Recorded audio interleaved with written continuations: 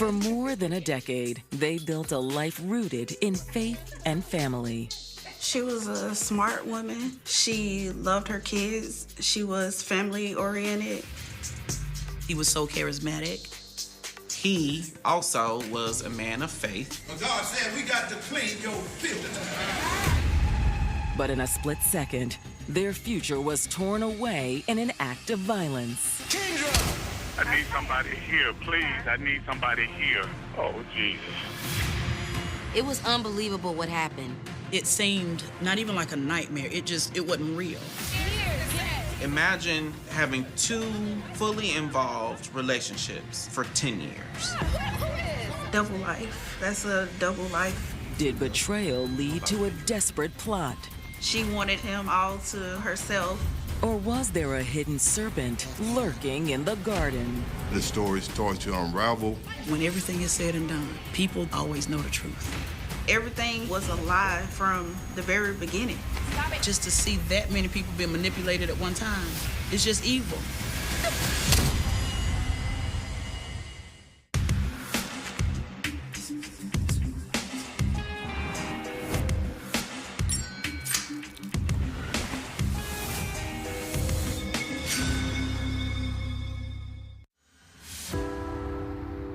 June 2015.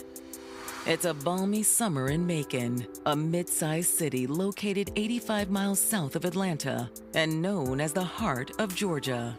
It's very affordable, a great place to raise a family. It's not too country, it's not too city. I think it's the perfect blend. But just after midnight on June 12th, the quiet city is jolted by an urgent call to the Bibb County Sheriff's Office from local pastor William Pounds. We'll see the registry. Ma'am, my girlfriend, she shot herself in the head. I need an ambulance, please. I need somebody here. Yes, sir. I can get him en route for you, okay? But I need you to try to calm down for me. Oh, Jesus.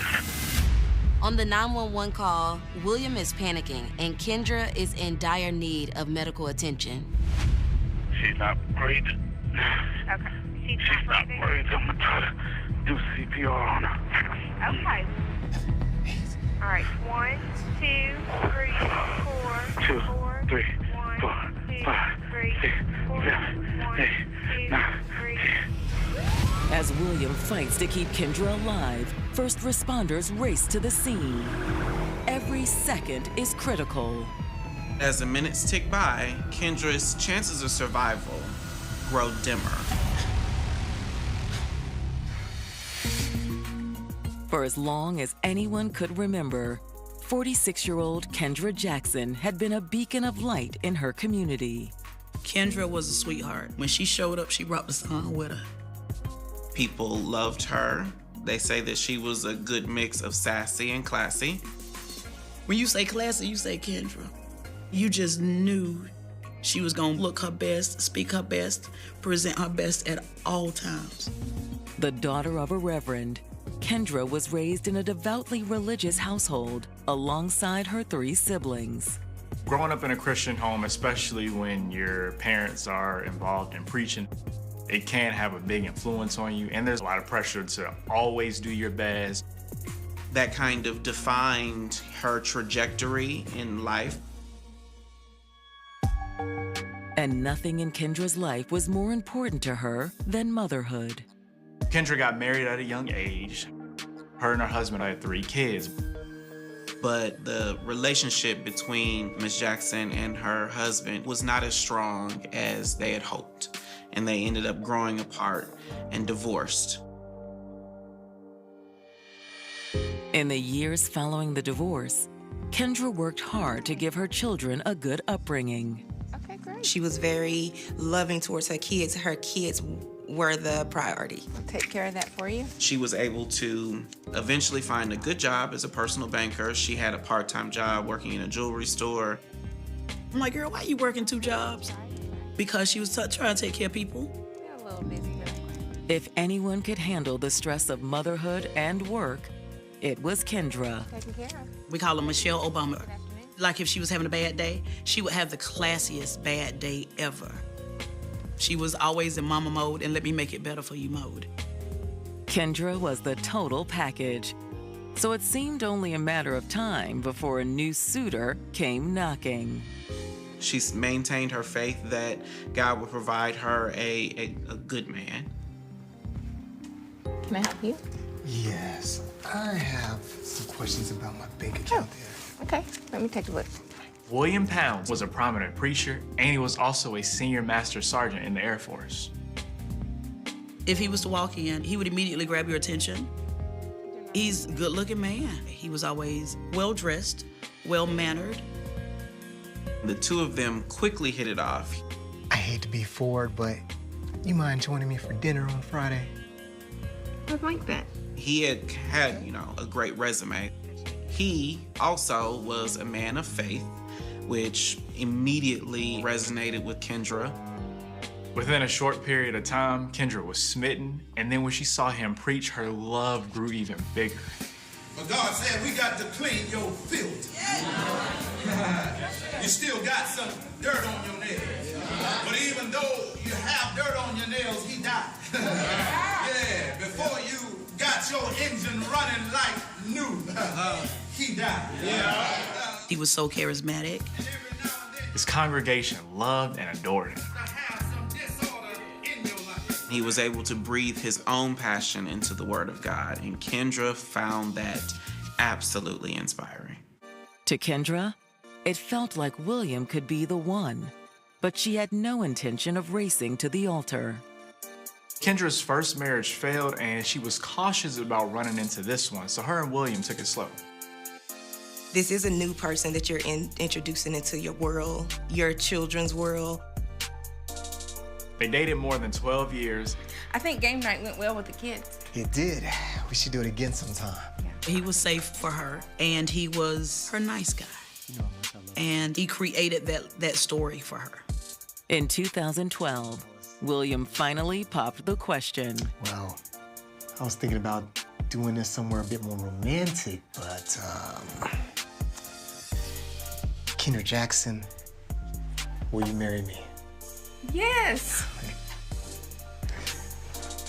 In that moment, she was like, okay, this is the one.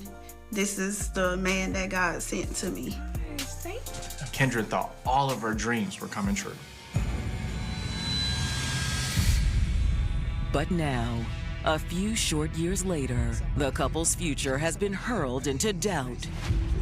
Instead of walking down the aisle, Kendra is barely clinging to life.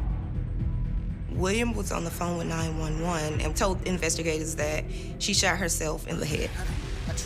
Damn it, Kendra, why you want to do this to me? When first responders arrive on the scene, William leads them to the bedroom. She's over here.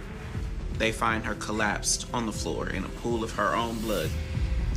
The first responders immediately jump into action.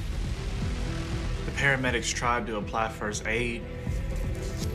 Every attempt was made to resuscitate her, but eventually it was clear that it was too late. Kendra was dead.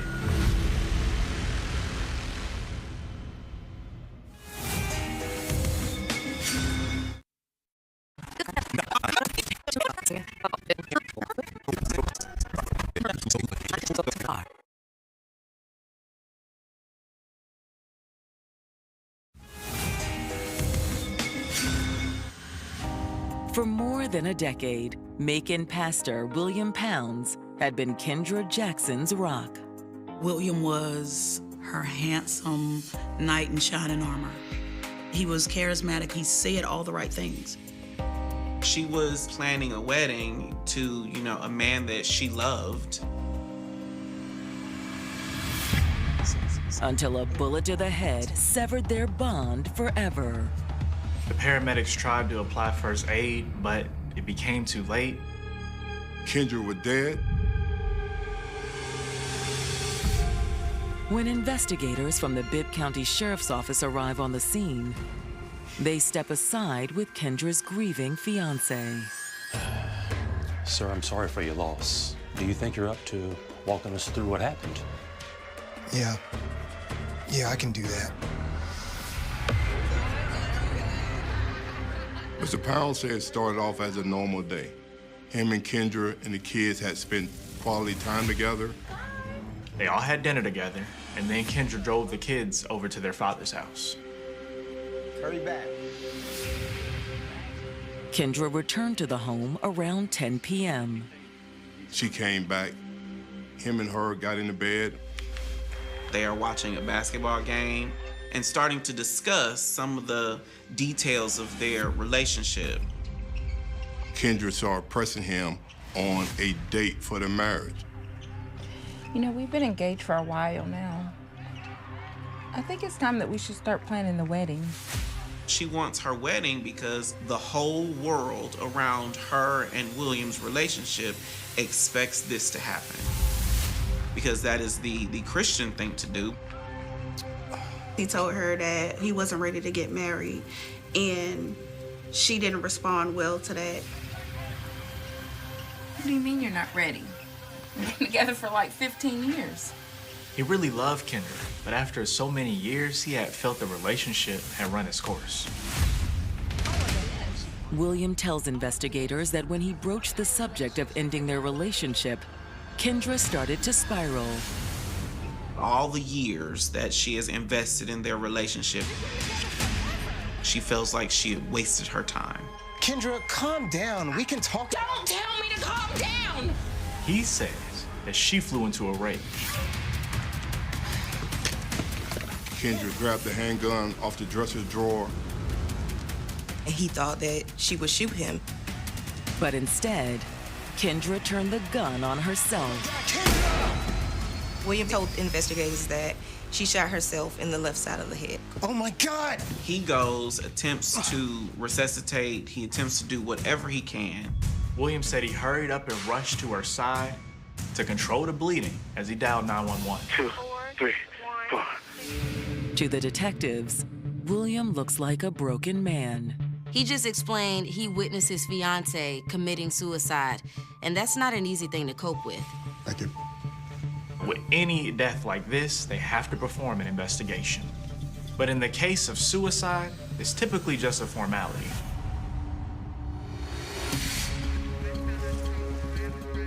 The crime scene has the appearance of a suicide. The victim is lying on the floor with a gun in close proximity. The blood is in the appropriate area.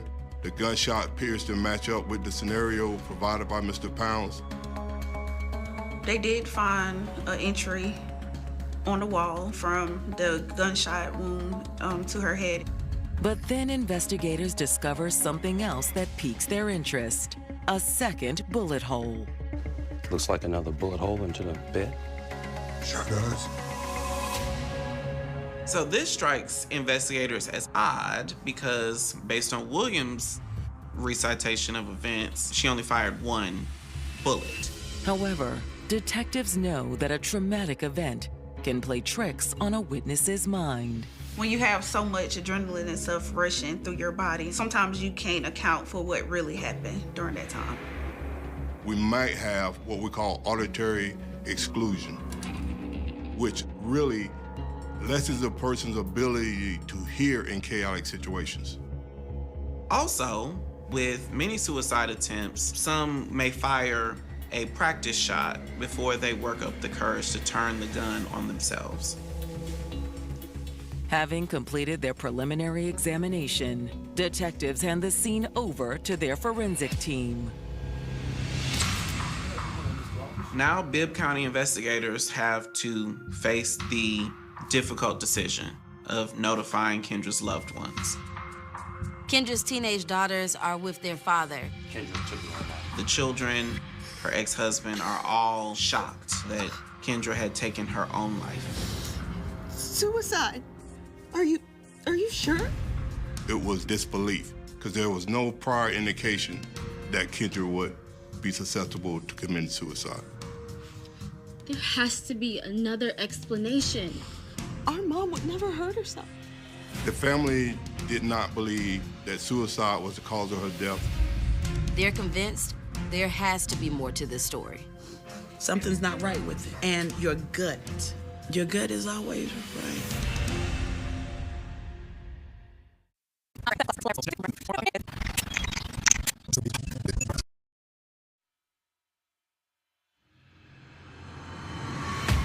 Detectives in Macon, Georgia have learned that moments before Kendra Jackson allegedly committed suicide, her fiancé, William Pounds, called off their engagement. He was starting to have some second thoughts about the future of them as a couple. William said that she grabbed his .40 caliber pistol, Kendra! shot herself in the head. But now Kendra's loved ones are telling the investigators they find that story hard to believe. There's no way our mom killed herself. They didn't believe that she would take her own life.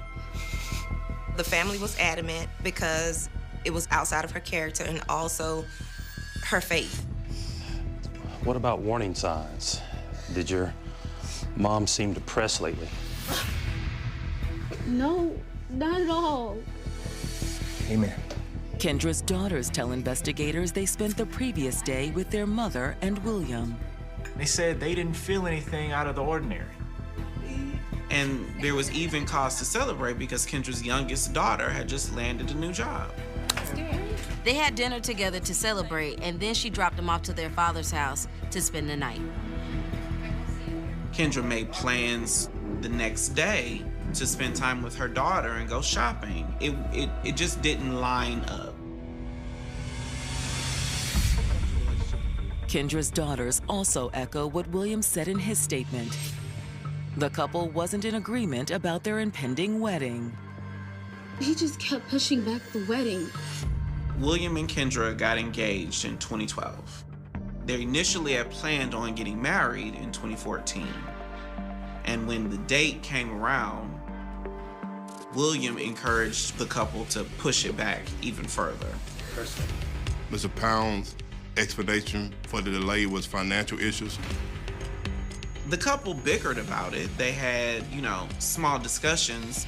Nothing ever rose to the level of thinking that Kendra would take her life behind it. By the end of the interview, investigators consider that Kendra Jackson's death may not be an open and shut case. The fact that her loved ones, the people closest to Kendra, were so adamant that this could not be, that leads investigators to reassess the facts. Could there be more to the story? When detectives receive the results of Kendra's autopsy, even more questions rise to the surface. Mr. Pounds told detectives that Kendra shot herself in the left side of the head. Well, the autopsy clearly disputed that. The evidence showed that she had shot herself in the right side. Of course, adrenaline was running high. So maybe that was an explanation. However, like the earlier finding that not one, but 2 bullets were fired inside the couple's bedroom, it's another inconsistency in William's version of events. Had the chaos played tricks on William's memory, or is the story not adding up? Police ask William to come into the station for a follow-up interview. Appreciate you coming in on short notice. Of course. Anything I can do to help. William was cooperative and he seemed willing to assist in the investigation. The night Kendra shot herself, tell me again what you saw. He tells them again about their argument and how she got up and grabbed the gun from their dresser drawer. William just concretely says she shot herself on the left side of her head. Now, the investigators know from coroner evidence that that is not true. At that point, Mr. Pound's story starts to unravel. Your version of events doesn't line up with the evidence. There were 2 shots fired in that bedroom. Well, I only remember 1 shot. Did you alter the scene in any way? No. That's when investigators asked William a point-blank question. Did you shoot Kendra? Absolutely not. Despite the inconsistencies in his story, William maintains that Kendra's death was a suicide. But before investigators end the interview, he drops a bombshell. He tells police officers that he was in another relationship. because I'm engaged. He was engaged to someone else, as well as Kendra.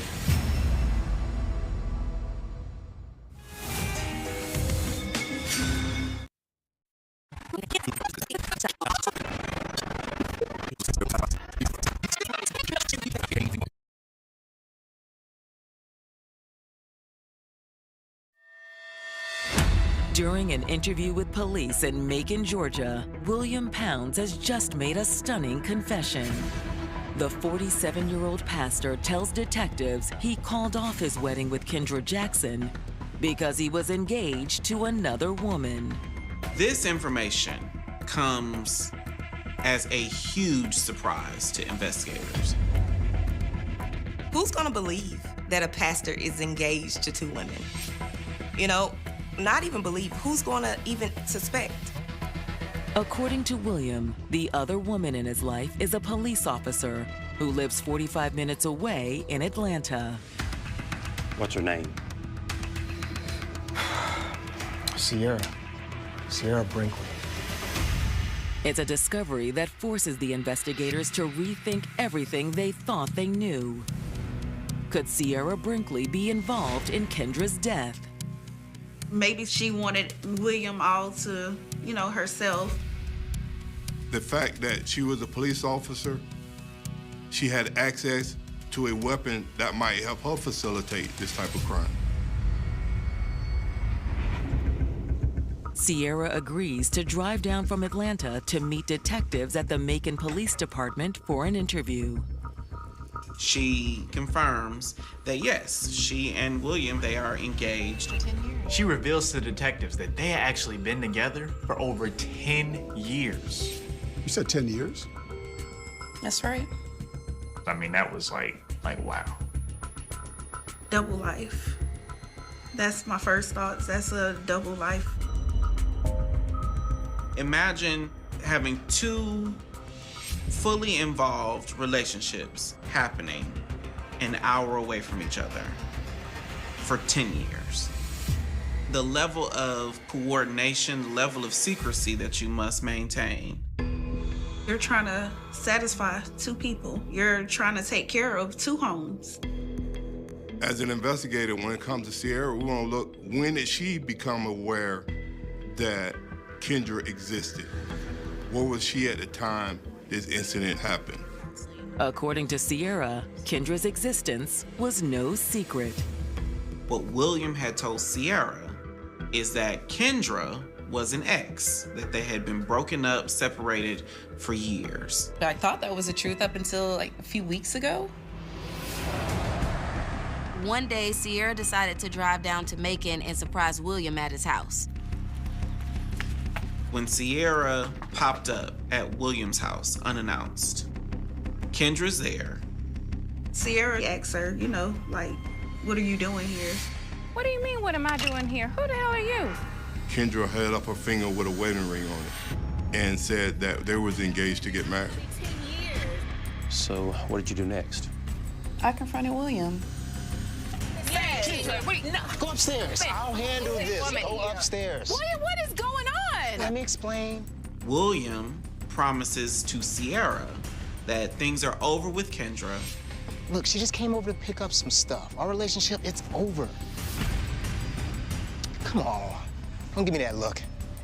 You're my only girl and my soon-to-be wife. Okay? He says they can start preparing for their marriage by going to premarital counseling, hopefully to resolve some of the issues around honesty and fidelity. And you agreed to go to counseling?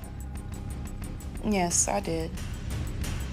They were due to be married on June 12th, and that was the exact same day that Kendra died. But as investigators know, instead of walking down the aisle with Sierra, William spent that evening with Kendra. When she found out that William hadn't ended things with Kendra, Sierra could have flown into a jealous rage. Did you do it and now William is covering up for you? When investigators pose that question to Sierra, she immediately denies any involvement in Kendra's death. Of course, Sierra says no. The last time she was even at William's house was on June 5th, a full week before the incident happened. As police work on verifying Sierra's statement, detectives receive the completed report from the CSI technicians who processed William's home. And their findings are eye-opening. When detectives had initially walked through the crime scene, they noticed a bullet hole in the wall, but despite exhaustive searching, the CSI was not able to recover the bullet. What happened to that bullet that was in there, and why was it pried out of the wall? The forensic team also failed to recover the second bullet that went through the mattress, or either shell casings. A closer examination of the comforter and mattress revealed more alarming evidence.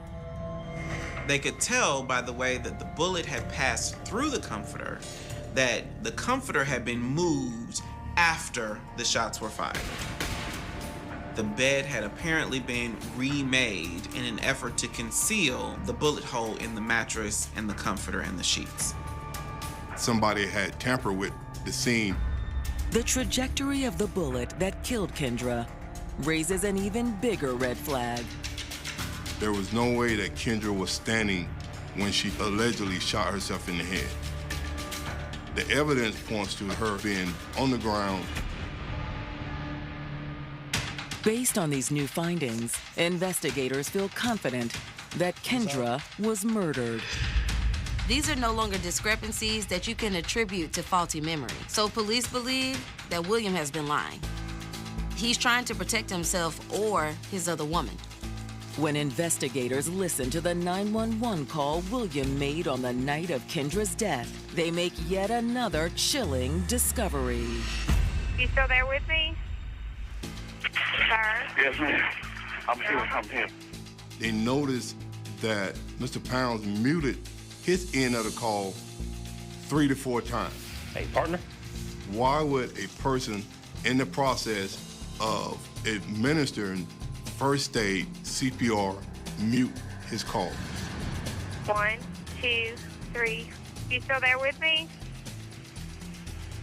Sir? Yes, ma'am. Wait, you hear that? Play that back. Sir? Yes, ma'am. When he unmuted the phone call, you can hear the toilet flushing in the background. If you are doing CPR, then how are we hearing the flush? What's really going on?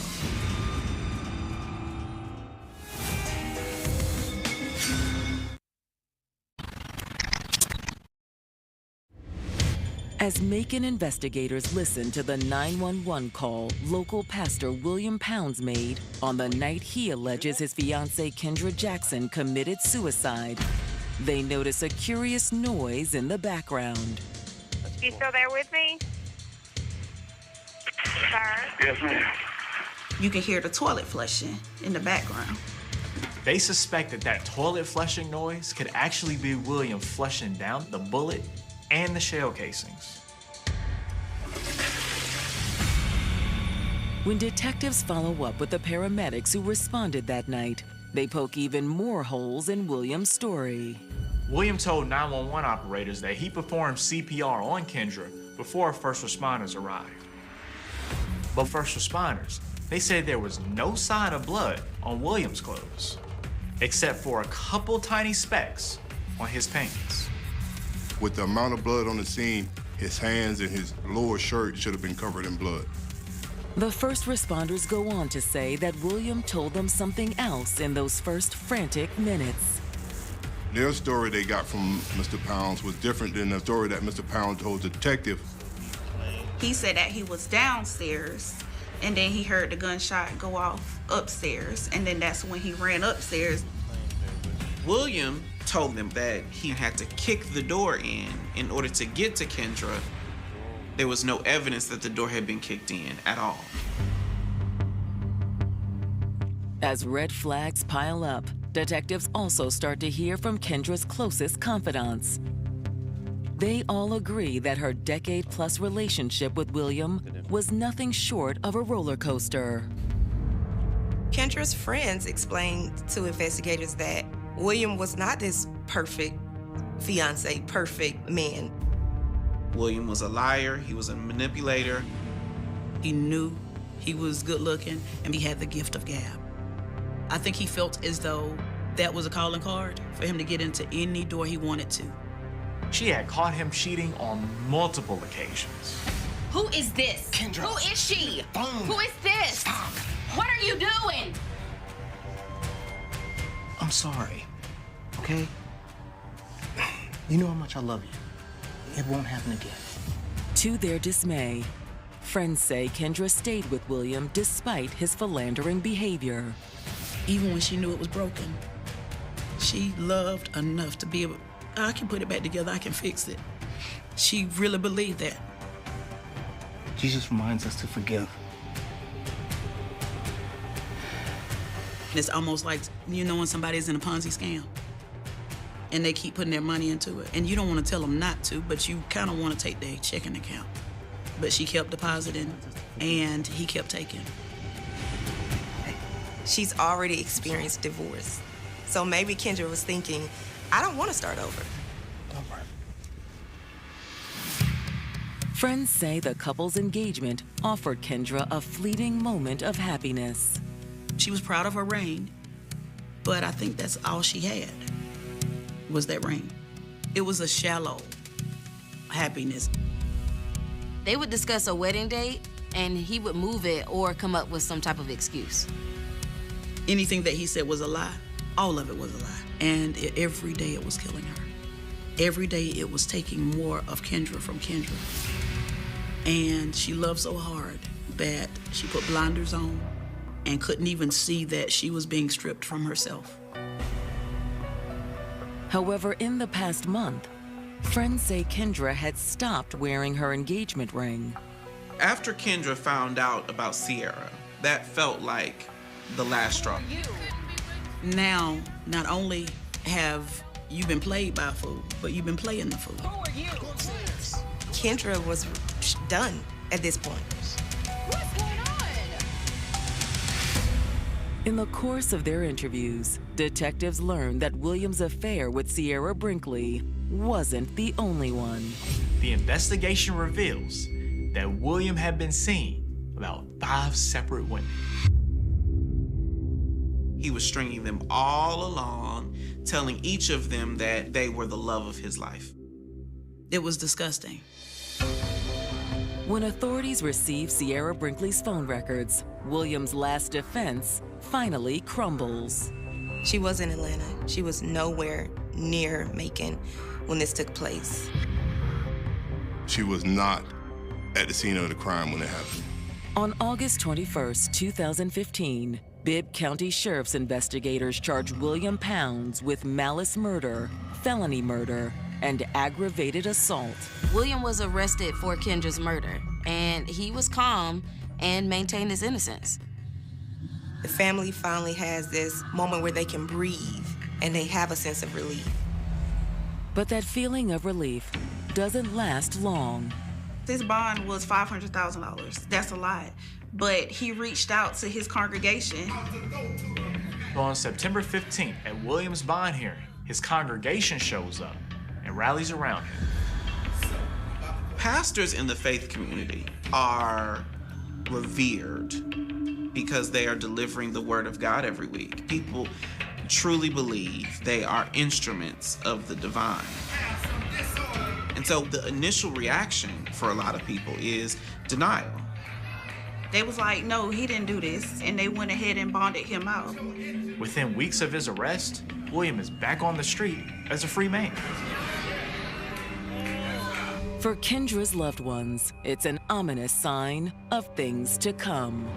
It just goes to show just how powerful he is. He feels invincible. It's almost like he's gotten away with it. He was so charismatic. He tricked them. By the fall of 2015, Macon police have charged Kendra Jackson's fiancé, William Pounds, with killing her and staging it as a suicide. William is a respected, beloved pastor, so the congregation is quick to rally money to get him released. They felt like he was wrongfully accused. They paid his bond and allowed him to get back out on the street. Backed by a devoted flock of believers, prosecutors feel that Williams' conviction is no sure thing. It can be hard to overcome a defendant's image, especially when someone is seen upright and moral. In the eyes of the public, William Pounds is a pillar in his community. And so it's gonna be difficult to convince a jury that he's actually a liar, cheater, and a murderer. But as the trial date approaches, prosecutors receive a helping hand from an unexpected source: William himself. As a condition of his bond, Mr. Pounds had to wear an ankle monitor so his whereabouts could be monitored. He had restrictions. He's approved to go to places that, a normal person would need to go. The doctor's office, the grocery store, his home. However, the powerful pastor has no intention of following the rules. He was breaking his bond conditions. He was drinking, he was going out to parties like nothing never happened. Kendra was gone, this sweetheart. These two daughters now don't have a mother. So many people affected. And the nerve of him to celebrate anything ever again in life. He was clearly violating the conditions of his bond, and he was rearrested. This is when the congregation started to realize that this is not the church-going man that they all thought he was. Just to see that many people being manipulated at one time, it's just evil. I felt bad for the people.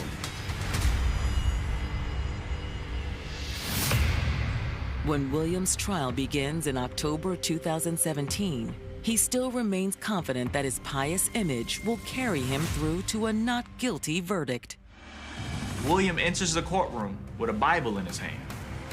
He's still keeping up with this persona that he's created. But prosecutors aren't having it. They contend that William's mountain of lies can prove that he's the killer. Prosecutors tell the jury that on the night of June 12, 2015, William and Kendra got into an argument. I noticed you ain't been wearing that ring I gave you. You damn right I haven't. Based on the statements from her friends, prosecutors believe that Kendra was done with William. Why would I wear the ring of a man who's engaged to another woman? As simmering resentments bubbled to the surface, the couple's argument intensified. Prosecutors believe that Kendra, having seen William's web of lies firsthand, was going to expose him for a fraud, a liar, a manipulator. That's right. I'm gonna tell the entire congregation that their pastor is a damn hypocrite. You know what? And so instead of taking responsibility for his actions, investigators say that he opted to silence her altogether. What are you gonna tell now? What are you doing? What are you gonna tell now? What are you doing? You're not doing anything. Where are you going? William took his military-issued pistol and fired 2 shots. One that went through the bed and another that went through Kendra's head. Once Kendra was dead, Mr. Pounds immediately tried to stage the scene so it appeared that Kendra had committed suicide. Mr. Pounds retrieved the bullet from the wall, retrieved the casing from the floor. He took both items into the bathroom and flushed them down the toilet.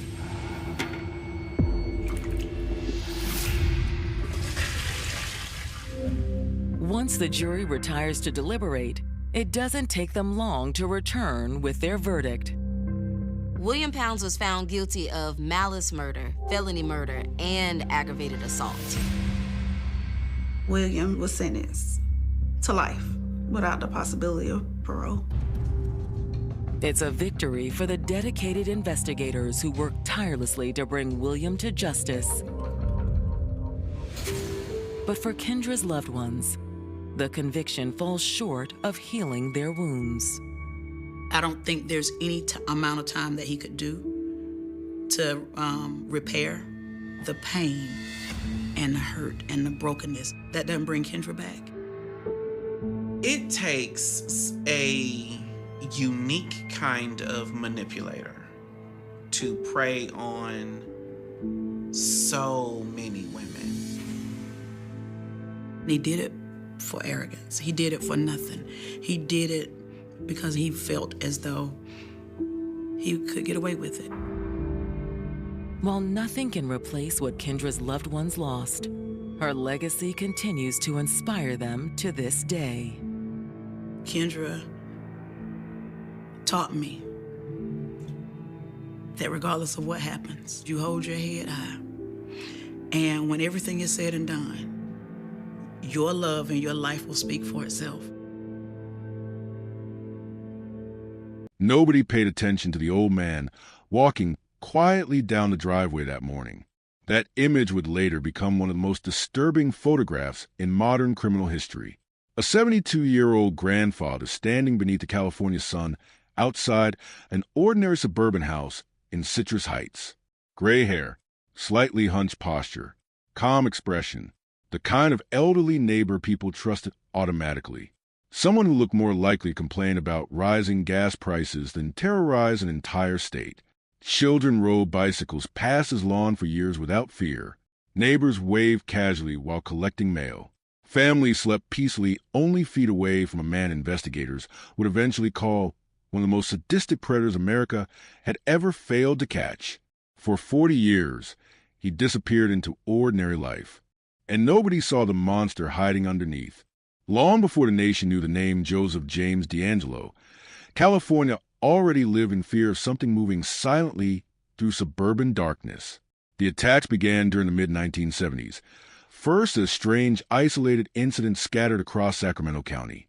Missing jewelry, open windows, anonymous phone calls in the middle of the night, women reporting the terrifying sensation that someone had entered their homes while they slept. Police treated most complaints as minor burglaries or neighborhood prowler activity. Annoying, disturbing, but not yet extraordinary.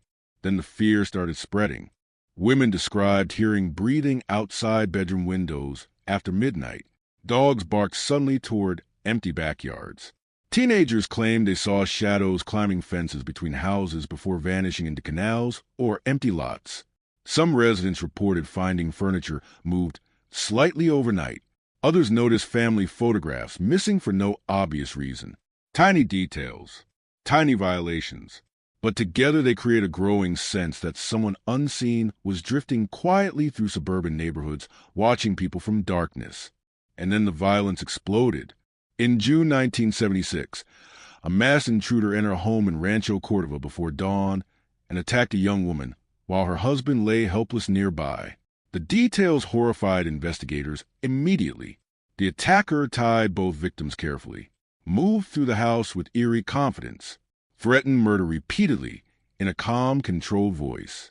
Then he stacked dishes on the husband's back and warned he would kill them both if he heard the plates rattle while assaulting the woman for hours. The level of psychological control stunned detectives. This was not random violence. This offender prepared meticulously. He understood fear intimately. And after first major attack, more followed almost immediately.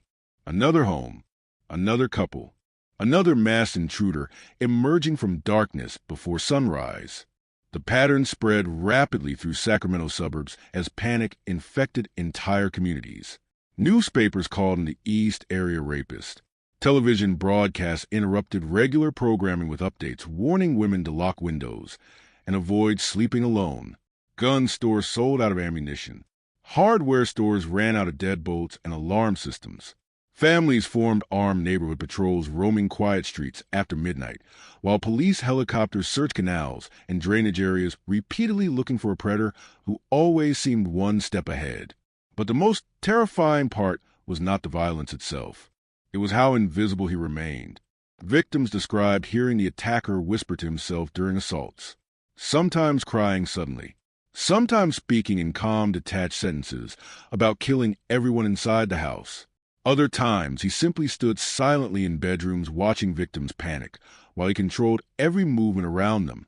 He often stayed inside homes for hours after attacks, eating food from kitchens, drinking beer quietly, looking through drawers and photo albums while victims lay tied up nearby.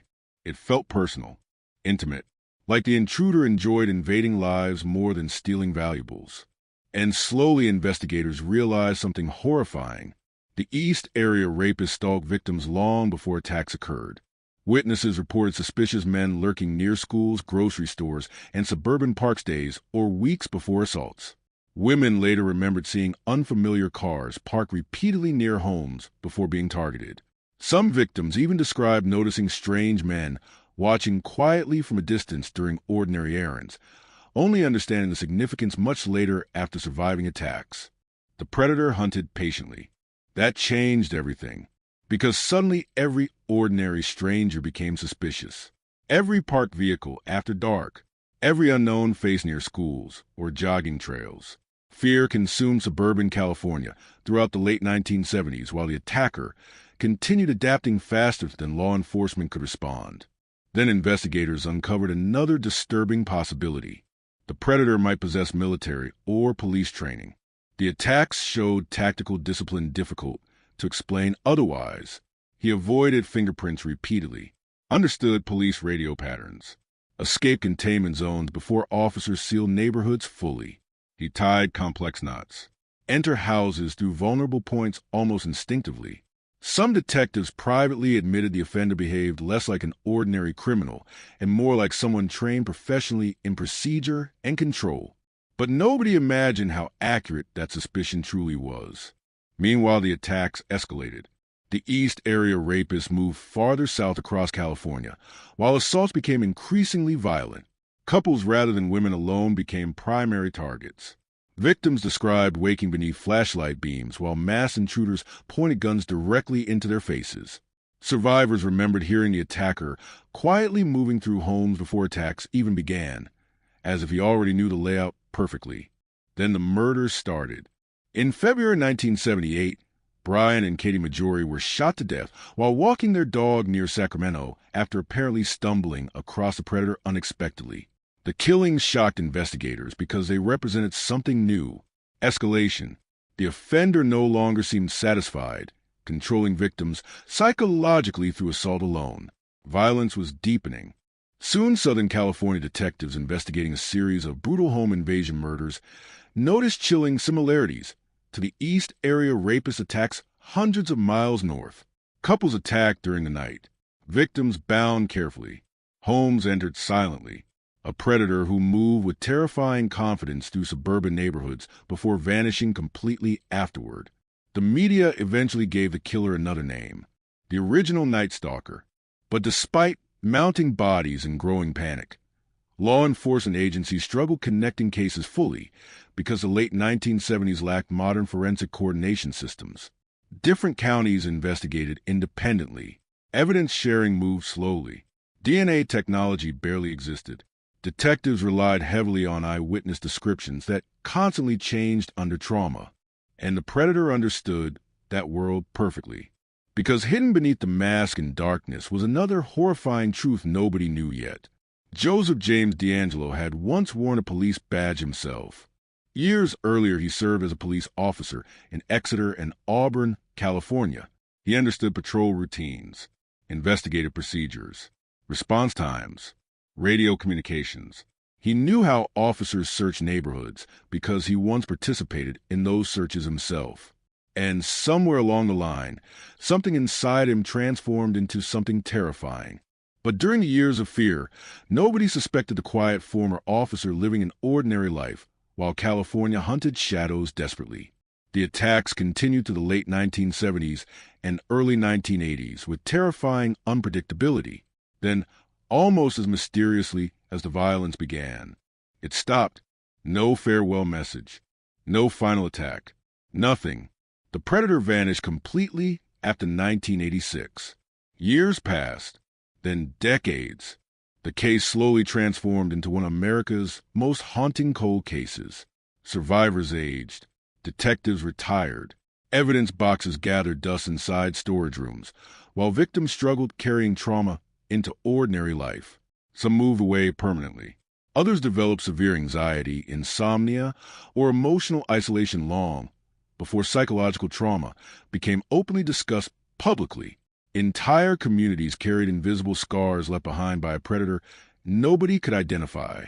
But the ghost never truly disappeared. Advances in DNA testing during the 1990s eventually confirmed investigators' growing suspicions. The East Area Rapist and original Night Stalker were the same offender.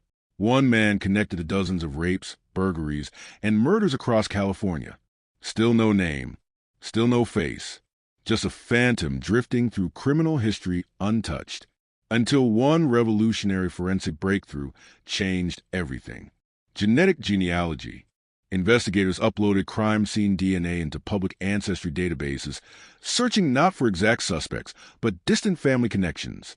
The idea sounded almost impossible at first. Instead of catching criminals directly through fingerprints or existing police databases, detectives could identify relatives unknowingly connected through genealogy websites designed for ordinary people researching family history. And suddenly, the invisible predator started becoming visible. A partial DNA match led investigators toward extended family trees branching across generations. Detectives spent months narrowing possibilities carefully until one name emerged repeatedly from the evidence. Joseph James D'Angelo, former police officer, Vietnam veteran, grandfather, quiet suburban neighbor. The realization stunned investigators who spent careers chasing the ghosts haunting California for 40 years. Surveillance teams moved immediately. Detectives watched the elderly man outside his Citrus Heights home while secretly collecting discarded DNA from trash connected to him. Then came the final confirmation. The DNA matched perfectly. After 4 decades of fear, violence, and unanswered trauma, America's most wanted predator was finally standing in plain sight all along. The panic spread faster than the police could control it. By late 1977, entire neighborhoods across Northern California were living under siege from a predator nobody could see and nobody could stop. Every creaking floorboard after midnight became a threat. Every barking dog sent families rushing toward windows with baseball bats and flashlights. Women slept with knives hidden beneath pillows. Husbands stayed awake through the night gripping loaded revolvers while staring toward dark hallways, terrified the East Area Rapist might already be inside the house watching them breathe. And sometimes, the attacks became more frequent, more calculated, more psychologically devastating with every passing month. Detectives studying crime scenes noticed patterns, so disturbing they began changing how law enforcement understood serial predators entirely. This offender did not simply break into homes. He rehearsed them. He studied neighborhoods weeks in advance. He prowled backyards silently during the night, testing gates, unlocking windows, hiding shoelaces and ligatures near future targets long before attacks occurred. Victims later described horrifying moments that only made sense after surviving assaults. A strange man staring too long inside grocery stores. Anonymous hang-up calls in the middle of the night. Footprints near bedroom windows. Missing items nobody noticed immediately. The predator was entering lives slowly before violence ever began, and the fear became unbearable. Police task forces expanded rapidly across Sacramento County as pressure mounted from terrified communities demanding answers. Helicopters swept suburban neighborhoods nightly, while officers established surveillance operations near canals and bike trails frequently used by the attacker to escape unseen. Hundreds of tips flooded police departments weekly. Suspicious vehicles, peeping Toms, strangers knocking on doors pretending to ask directions. Every ordinary interaction became contaminated by paranoia. Yet somehow the predator kept slipping away. One night, investigators nearly caught him. After another brutal assault in Stockton, patrol officers flooded surrounding streets within minutes, while helicopters searched from above. Witnesses reported seeing a man running through backyards near a drainage canal. Officers closed roads quickly.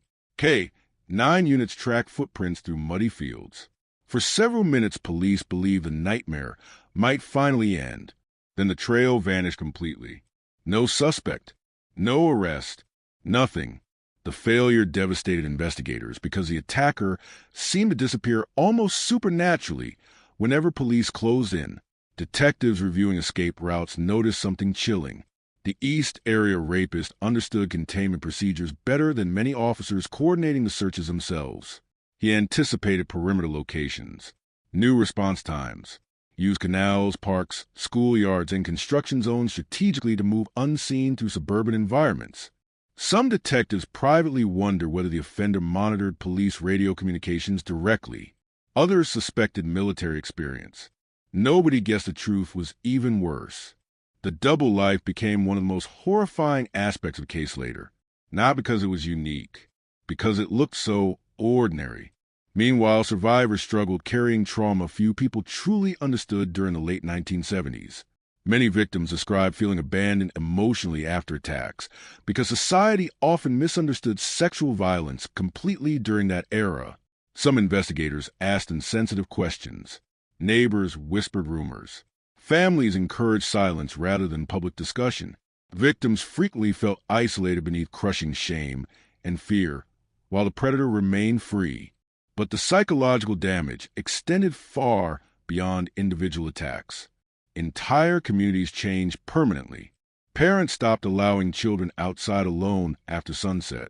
Couples installed floodlights and alarm systems across quiet suburbs once considered safe. Gun ownership surged dramatically in affected neighborhoods. Local businesses advertised self-defense classes specifically for women terrified by nightly news reports describing another home invasion, another assault, another family shattered before dawn. And through all of it, the predator evolved. Investigators noticed subtle behavioral changes over time. Early attacks showed nervousness occasionally.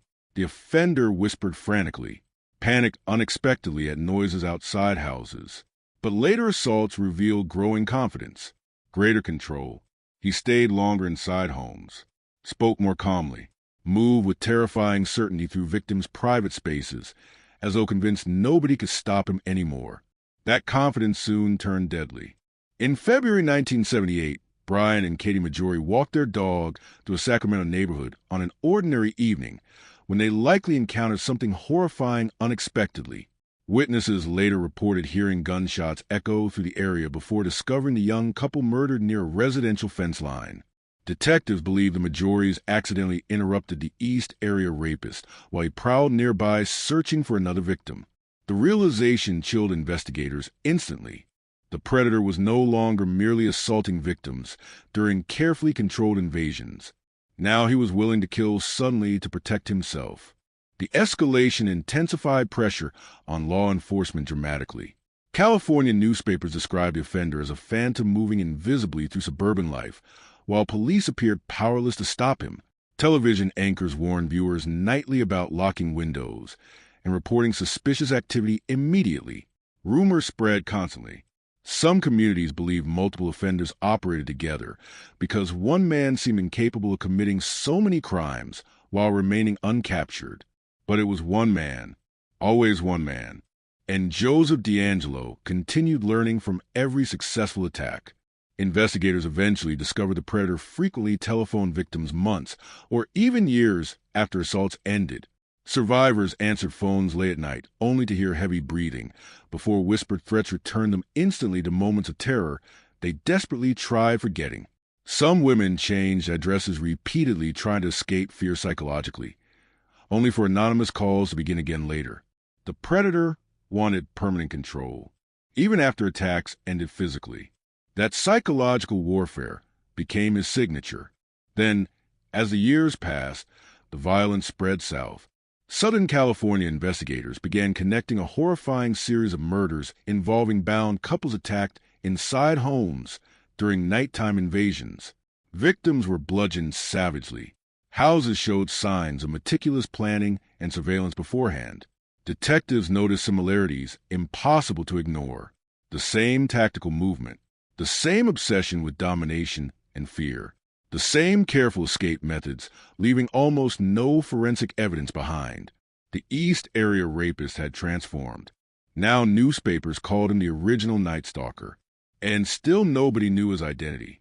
One detective later described the investigation as hunting smoke with flashlights. That was how impossible the predator seemed during those years. He appeared suddenly, destroyed lives, then vanished completely before dawn, while terrified communities begged for answers law enforcement could not provide. Meanwhile, D'Angelo's personal life continued evolving quietly. He married, raised children, attended family gatherings. Neighbors described him afterward as moody sometimes, angry occasionally, but never monstrous, never unforgettable. Just another suburban husband growing older beneath California sunlight, while buried beneath ordinary routine, lived one of America's most elusive serial predators. That contradiction would later horrify the country more than almost anything else. Because evil was not hiding in abandoned warehouses or dark alleyways. It was mowing the lawn next door. By 1981, the murders intensified again. Couples across Southern California were attacked inside supposedly safe suburban homes, while investigators scrambled desperately to establish patterns before more people died. The killer entered houses through unlocked doors or windows quietly during nighttime hours, often attacking sleeping victims before they fully understood what was happening. One surviving witness described hearing footsteps moving calmly through the house before violence erupted. Another remembered the killer standing silently beside the bed, watching them for several seconds before speaking. That detail haunted investigators deeply. The predator enjoyed anticipation, enjoyed control, enjoyed the terror before violence itself. And then suddenly, after years of bloodshed and panic consuming California, the attack stopped. 1986. No explanation, no arrest, no body discovered. Nothing. The original Night Stalker disappeared completely into ordinary American life, while victims and investigators remained trapped inside unanswered nightmares for decades afterward. Some detectives refused retiring emotionally from the case. They continued reviewing evidence long after official assignments ended, convinced the predator would eventually make a mistake. But years passed without answers. Then more years. New crimes replaced old headlines. Younger generations barely recognized the names East Area Rapist or Original Night Stalker anymore. Yet, somewhere in suburban California, Joseph James D'Angelo kept living quietly, waiting, aging, invisible, and buried inside police evidence lockers sat one thing he could never fully erase: DNA. The DNA sat inside evidence lockers for decades like a ticking bomb nobody knew how to use. Tiny biological traces recovered from crime scenes across California during the 1970s and 1980s. Invisible fragments left behind by a predator who believed time itself would protect him forever. Detectives preserved the evidence carefully through years when forensic science barely understood the power hidden inside human cells. Back then, investigators relied on fingerprints, eyewitness sketches, shoe prints, blood typing. DNA technology sounded almost futuristic during the height of the East Area Rapist investigation. But while Joseph James D'Angelo disappeared quietly into suburban life, science kept evolving, and eventually, the future caught up with him.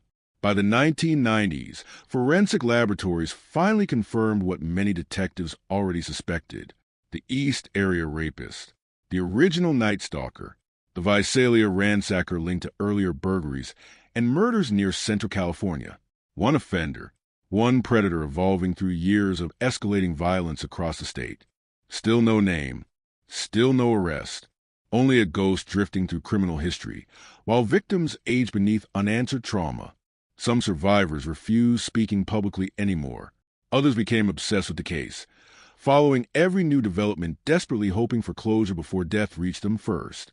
Families of murder victims spent decades trapped emotionally between grief and uncertainty, while retired detectives carried private frustration into old age, knowing one of America's worst serial predators escaped completely.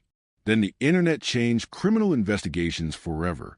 Genealogy websites exploded across America during the early 2000s as millions of ordinary people mailed saliva samples searching for ancestry information. People wanted to discover distant relatives, ethnic backgrounds, forgotten family histories. They uploaded DNA willingly into massive databases, never imagining law enforcement might someday use those same systems to hunt killers hidden among them. At first, the idea sounded almost impossible. Then investigators started testing it quietly. One cold case detective described the concept later as building a criminal suspect backward through bloodlines. Instead of searching directly for offenders already listed in police databases, investigators searched for distant relatives connected genetically through family trees. The technique became known as forensic genealogy. And for old unsolved cases, it was revolutionary.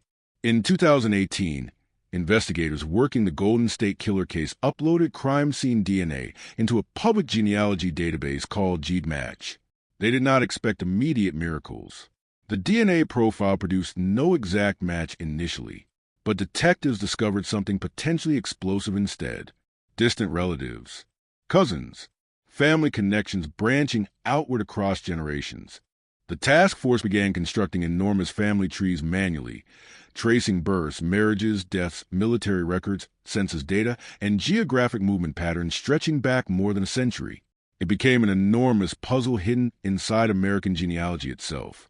Thousands of names, thousands of possibilities. But slowly the branches narrowed. Male, correct age range, lived in California during attacks. Military or police background possible. Eventually one name surfaced repeatedly beneath the evidence. Joseph James D'Angelo, former police officer, former Navy mechanic, resident of Citrus Heights. The realization stunned investigators immediately, not because the name was famous, because it was painfully ordinary. After 40 years hunting a mythical predator haunting California nightmares, detectives suddenly faced an elderly suburban grandfather living quietly in plain sight. No dramatic criminal empire, no hidden bunker, no isolated cabin deep in mountains. Just a small suburban house with trim grass and ordinary curtains. Surveillance teams mobilized immediately. Investigators watched D'Angelo constantly while trying desperately to avoid alerting him before final DNA confirmation. Detectives followed him through grocery stores, parking lots, sidewalks, restaurants. They observed him loading groceries into vehicles and walking calmly through suburban neighborhoods while carrying one of the darkest secrets in modern criminal history. Some investigators later admitted the experience felt surreal. The Golden State Killer looked normal. That was the terrifying part. One detective watched D'Angelo talking casually with neighbors beneath afternoon sunlight and reportedly whispered, "How many times have we walked past monsters without realizing it?" Meanwhile, the task force prepared carefully for the final step. They needed discarded DNA, something D'Angelo touched and abandoned publicly without realizing investigators were watching. The opportunity came quickly. Surveillance officers recovered items discarded from D'Angelo's trash outside the home quietly during nighttime collection operations. Forensic teams rushed the samples into laboratories while detectives waited through unbearable hours knowing history might be seconds away from changing forever. Then the result arrived. Perfect match. After 4 decades of fear, rape, murder, and unanswered trauma, the ghost finally had a name. The arrest operation launched before sunrise on April 24th, 2018. Police vehicles surrounded the Citrus Heights neighborhood silently while tactical officers prepared outside D'Angelo's suburban house. Investigators feared the former police officer might react violently if cornered. After all, this was a man who spent decades escaping capture while terrorizing entire communities. A predator known for tactical awareness and control. But when officers confronted him, the monster looked old, fragile, confused almost. Neighbors emerged from home stunned as police arrested the elderly man, living quietly among them for years. News helicopters circled overhead, while national media exploded instantly with breaking headlines announcing the unimaginable. The Golden State Killer had been caught, and he was 72 years old. The reaction across America felt almost surreal. Survivors cried openly during interviews after spending lifetimes believing justice would never arrive. Retired detectives who dedicated careers chasing the killer broke down emotionally before cameras. Families of murder victims gathered around televisions, unable to process the reality that the predator haunting California for 40 years had finally been identified. But perhaps nobody experienced greater shock than the neighbors living beside Joseph D'Angelo himself. He mowed the lawn every week, one resident told reporters. Another described him as quiet but harmless, a grandfather, an ordinary older man. That contradiction terrified people nationally because it shattered comforting assumptions about evil itself. Society wants monsters to appear monstrous. Dangerous people should look dangerous. predators should stand out clearly before violence begins. Joseph DeAngelo proved the opposite. The Golden State Killer survived for decades precisely because he looked forgettable. Then investigators searched his house. The details emerging afterward only deepened the horror. Firearms, old maps, evidence connected psychologically to crimes. Detectives also uncovered signs suggesting DeAngelo followed developments in the investigation obsessively for years. He reportedly searched online articles discussing the Golden State Killer case and understood modern forensic advances threatening exposure eventually. One chilling discovery emerged later from jail, recordings secretly captured after his arrest. DeAngelo sat alone inside his cell, whispering to himself. "I pushed him out," he muttered softly. "I pushed Jerry out." Investigators believe Jerry referred to an alternate personality or internal identity connected to crimes.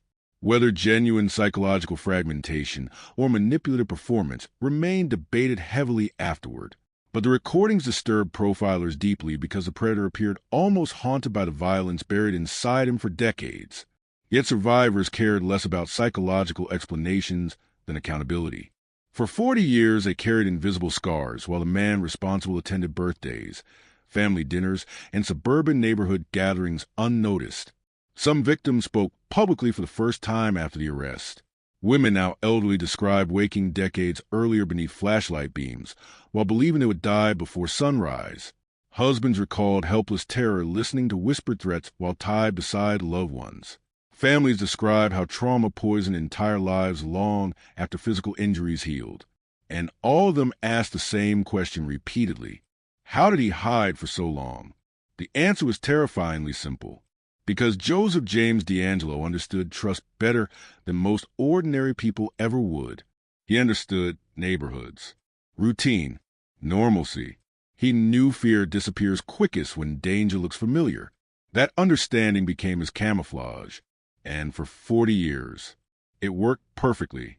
The arrest did not end the nightmare. In many ways, it reopened it. For decades, survivors of the Golden State Killer buried memories beneath ordinary life because they believed the predator would never be caught. Some stopped following the case entirely just to survive emotionally.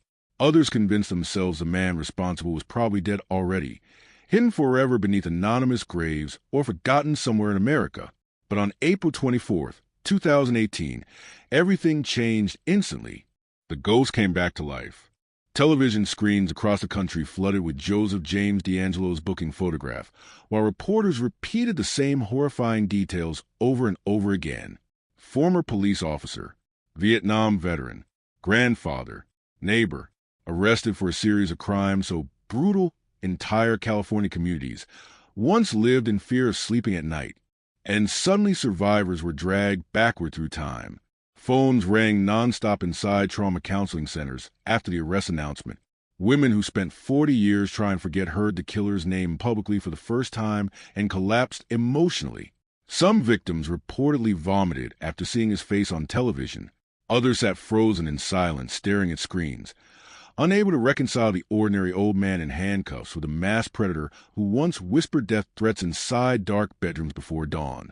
One survivor later described the moment simply, "I realized he'd grown old while we stayed trapped in that night forever." That sentence spread everywhere after the arrest because it captured something deeply horrifying about the case. Joseph DeAngelo moved on with life. His victims never fully could. Meanwhile, investigators began reconstructing the hidden decades between the murders and the arrest, trying to understand how America's most wanted predator disappeared so completely into suburban normalcy. The picture emerging behind closed doors unsettled even veteran detectives. DeAngelo had not lived secretly. He lived openly. He attended family gatherings, worked ordinary jobs, argued with neighbors over small disputes, raised children, rode motorcycles, shopped in grocery stores, walked through parks. Nothing about his public existence resembled the terrifying mythology surrounding the Golden State Killer. And that contradiction disturbed people nationally more than the crimes themselves. Because if evil could look that ordinary, what else was hiding unnoticed around them? Reporters flooded Citrus Heights immediately after the arrest, interviewing stunned neighbors who struggled processing the revelation. Some described D'Angelo as irritable or strange occasionally, but never dangerous. Others remembered him gardening quietly or sitting alone in garages listening to music. One neighbor admitted she often waved to him while walking her dog and later cried uncontrollably after learning the truth. "He looked like somebody's grandfather," she whispered during one interview. He was somebody's grandfather. That reality complicated the case emotionally in ways many Americans found difficult to understand. D'Angelo was not frozen in time as a faceless predator from old newspaper headlines. He aged, built relationships, created a family. The monster who terrorized California eventually became an elderly man arguing about lawn maintenance and shopping for groceries beside ordinary people. But beneath that suburban life, the darkness never disappeared. Investigators soon uncovered evidence suggesting D'Angelo followed developments in the Golden State Killer investigation obsessively for years. Internet search records, articles, and witness accounts painted a picture of a man deeply aware that advances in forensic science threatened exposure eventually. Detectives believed he monitored public discussions surrounding DNA technology carefully, while understanding modern genealogy methods could someday identify him. That possibility haunted him, and perhaps for good reason, because by the time of his arrest, forensic genealogy was changing criminal investigations across America dramatically. Cold cases once considered unsolvable suddenly reopened nationwide, as detectives realized public ancestry databases created entirely new pathways toward hidden offenders. Families seeking genealogy information unknowingly helped investigators identify violent criminals who escaped justice for decades. The Golden State Killer became the most famous example, but not the last. Meanwhile, prosecutors faced another challenge entirely. How do you try crime spanning for decades while survivors age, witnesses disappear, and evidence stretches across multiple counties and jurisdictions? Some victims had died before the arrest ever happened. Retired detectives returned voluntarily to assist prosecutors preparing one of the most complex criminal cases in modern American history. And behind the scenes, investigators continued uncovering chilling details about Joseph D'Angelo himself. Former co-workers described explosive anger hidden beneath his quiet exterior. Neighbors recalled sudden screaming episodes inside the house late at night. One former police chief remembered firing D'Angelo from the Auburn Police Department years earlier after he was caught shoplifting dog repellent and a hammer from a hardware store in 1979. At the time, the incident seemed bizarre but minor. Later it felt terrifying, because the firing happened during the height of the East Area Rapist attacks. Investigators began wondering whether losing his police career intensified the violence psychologically. Some profilers believed humiliation and rage-fueled later murders committed in Southern California after D'Angelo's dismissal from law enforcement. The timeline fit disturbingly well. But perhaps the most chilling discovery involved the hidden duality of his personality. Family members described D'Angelo as volatile privately yet ordinary publicly. He reportedly screamed alone inside garages for hours sometimes. Others remembered bizarre mood swings and controlling behavior. Yet outside the home, he blended into suburban environments almost perfectly. That ability to compartmentalize horror became central to understanding the Golden State Killer psychologically. He separated violence from identity, created walls inside himself, and for decades, nobody broke through them. Then came the interrogation footage. Investigators released limited details publicly, but law enforcement sources described D'Angelo behaving strangely after arrest, at times silent, at times confused, occasionally muttering to himself about another internal personality named Jerry. Some experts dismiss the behavior as manipulation designed to appear mentally unstable. Others believe decades of psychological fragmentation finally surfaced after capture destroyed the carefully controlled mask protecting him. Either way, one truth became unavoidable. The predator feared exposure long before the arrest happened, because after 40 years escaping justice, technology finally cornered him. Survivors, meanwhile, prepared emotionally for courtroom proceedings many never believed possible. Some rehearsed victim statements for months. Others refused attending entirely, unable to reopen wounds buried beneath decades of trauma. Prosecutors coordinated testimony carefully because many victims were now elderly themselves, carrying physical and emotional scars from crimes committed when they were young adults. And through all of it, America watched obsessively. The Golden State Killer case became more than criminal history. It became symbolic of something deeper, a collision between old violence and modern science, a reminder that time no longer guaranteed protection for hidden predators.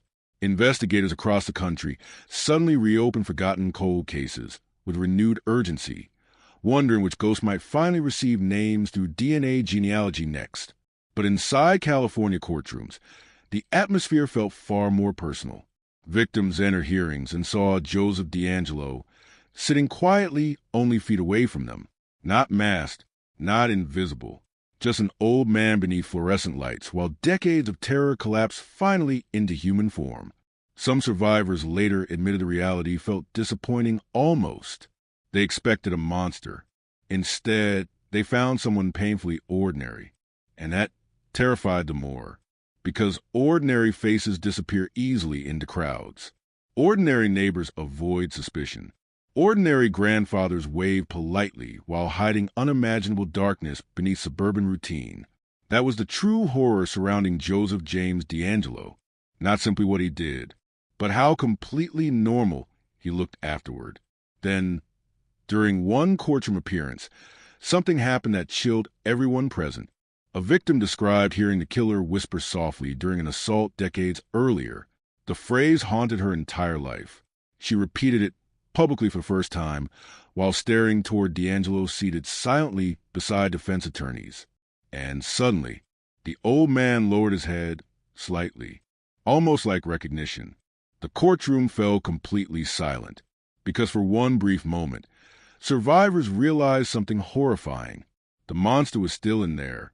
The courtroom felt colder every time another survivor spoke, not because of the air conditioning, because every testimony dragged the past back into the room alive.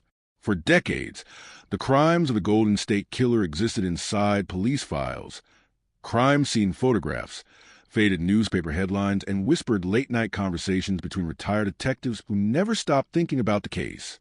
But now, inside a Sacramento courtroom packed with reporters, victims, investigators, and families, the horror became human again, one voice at a time, one memory at a time.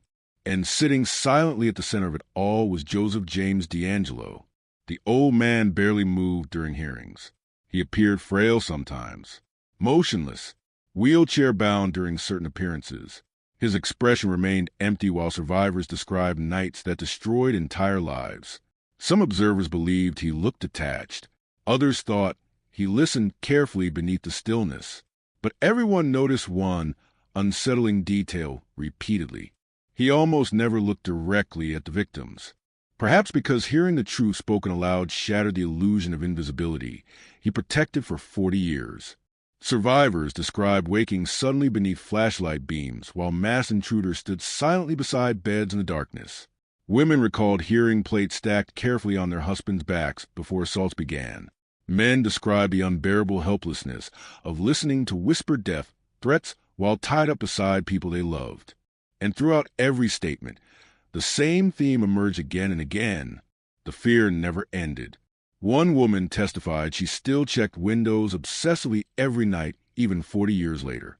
Another survivor admitted she slept with lights on for decades because darkness itself became unbearable after the attack. Husbands described carrying guilt into old age because they could not stop the violence unfolding only feet away from them. The Golden State Killer did not merely assault victims physically. He poisoned their sense of safety permanently. And perhaps that was his true weapon all along. Fear. Pure, sustained fear stretching across generations. Meanwhile, prosecutors continued reconstructing DeAngelo's hidden life. During the years, California hunted him desperately. Investigators traced old employment records, military documents, police disciplinary files, and witness accounts trying to understand how one man maintained such terrifying control over two separate identities. By day, Joseph DeAngelo blended into suburban America. By night, he became something else entirely. Former co-workers remembered strange bursts of rage beneath his quiet personality. Neighbors recalled hearing violent screaming from inside garages late at night.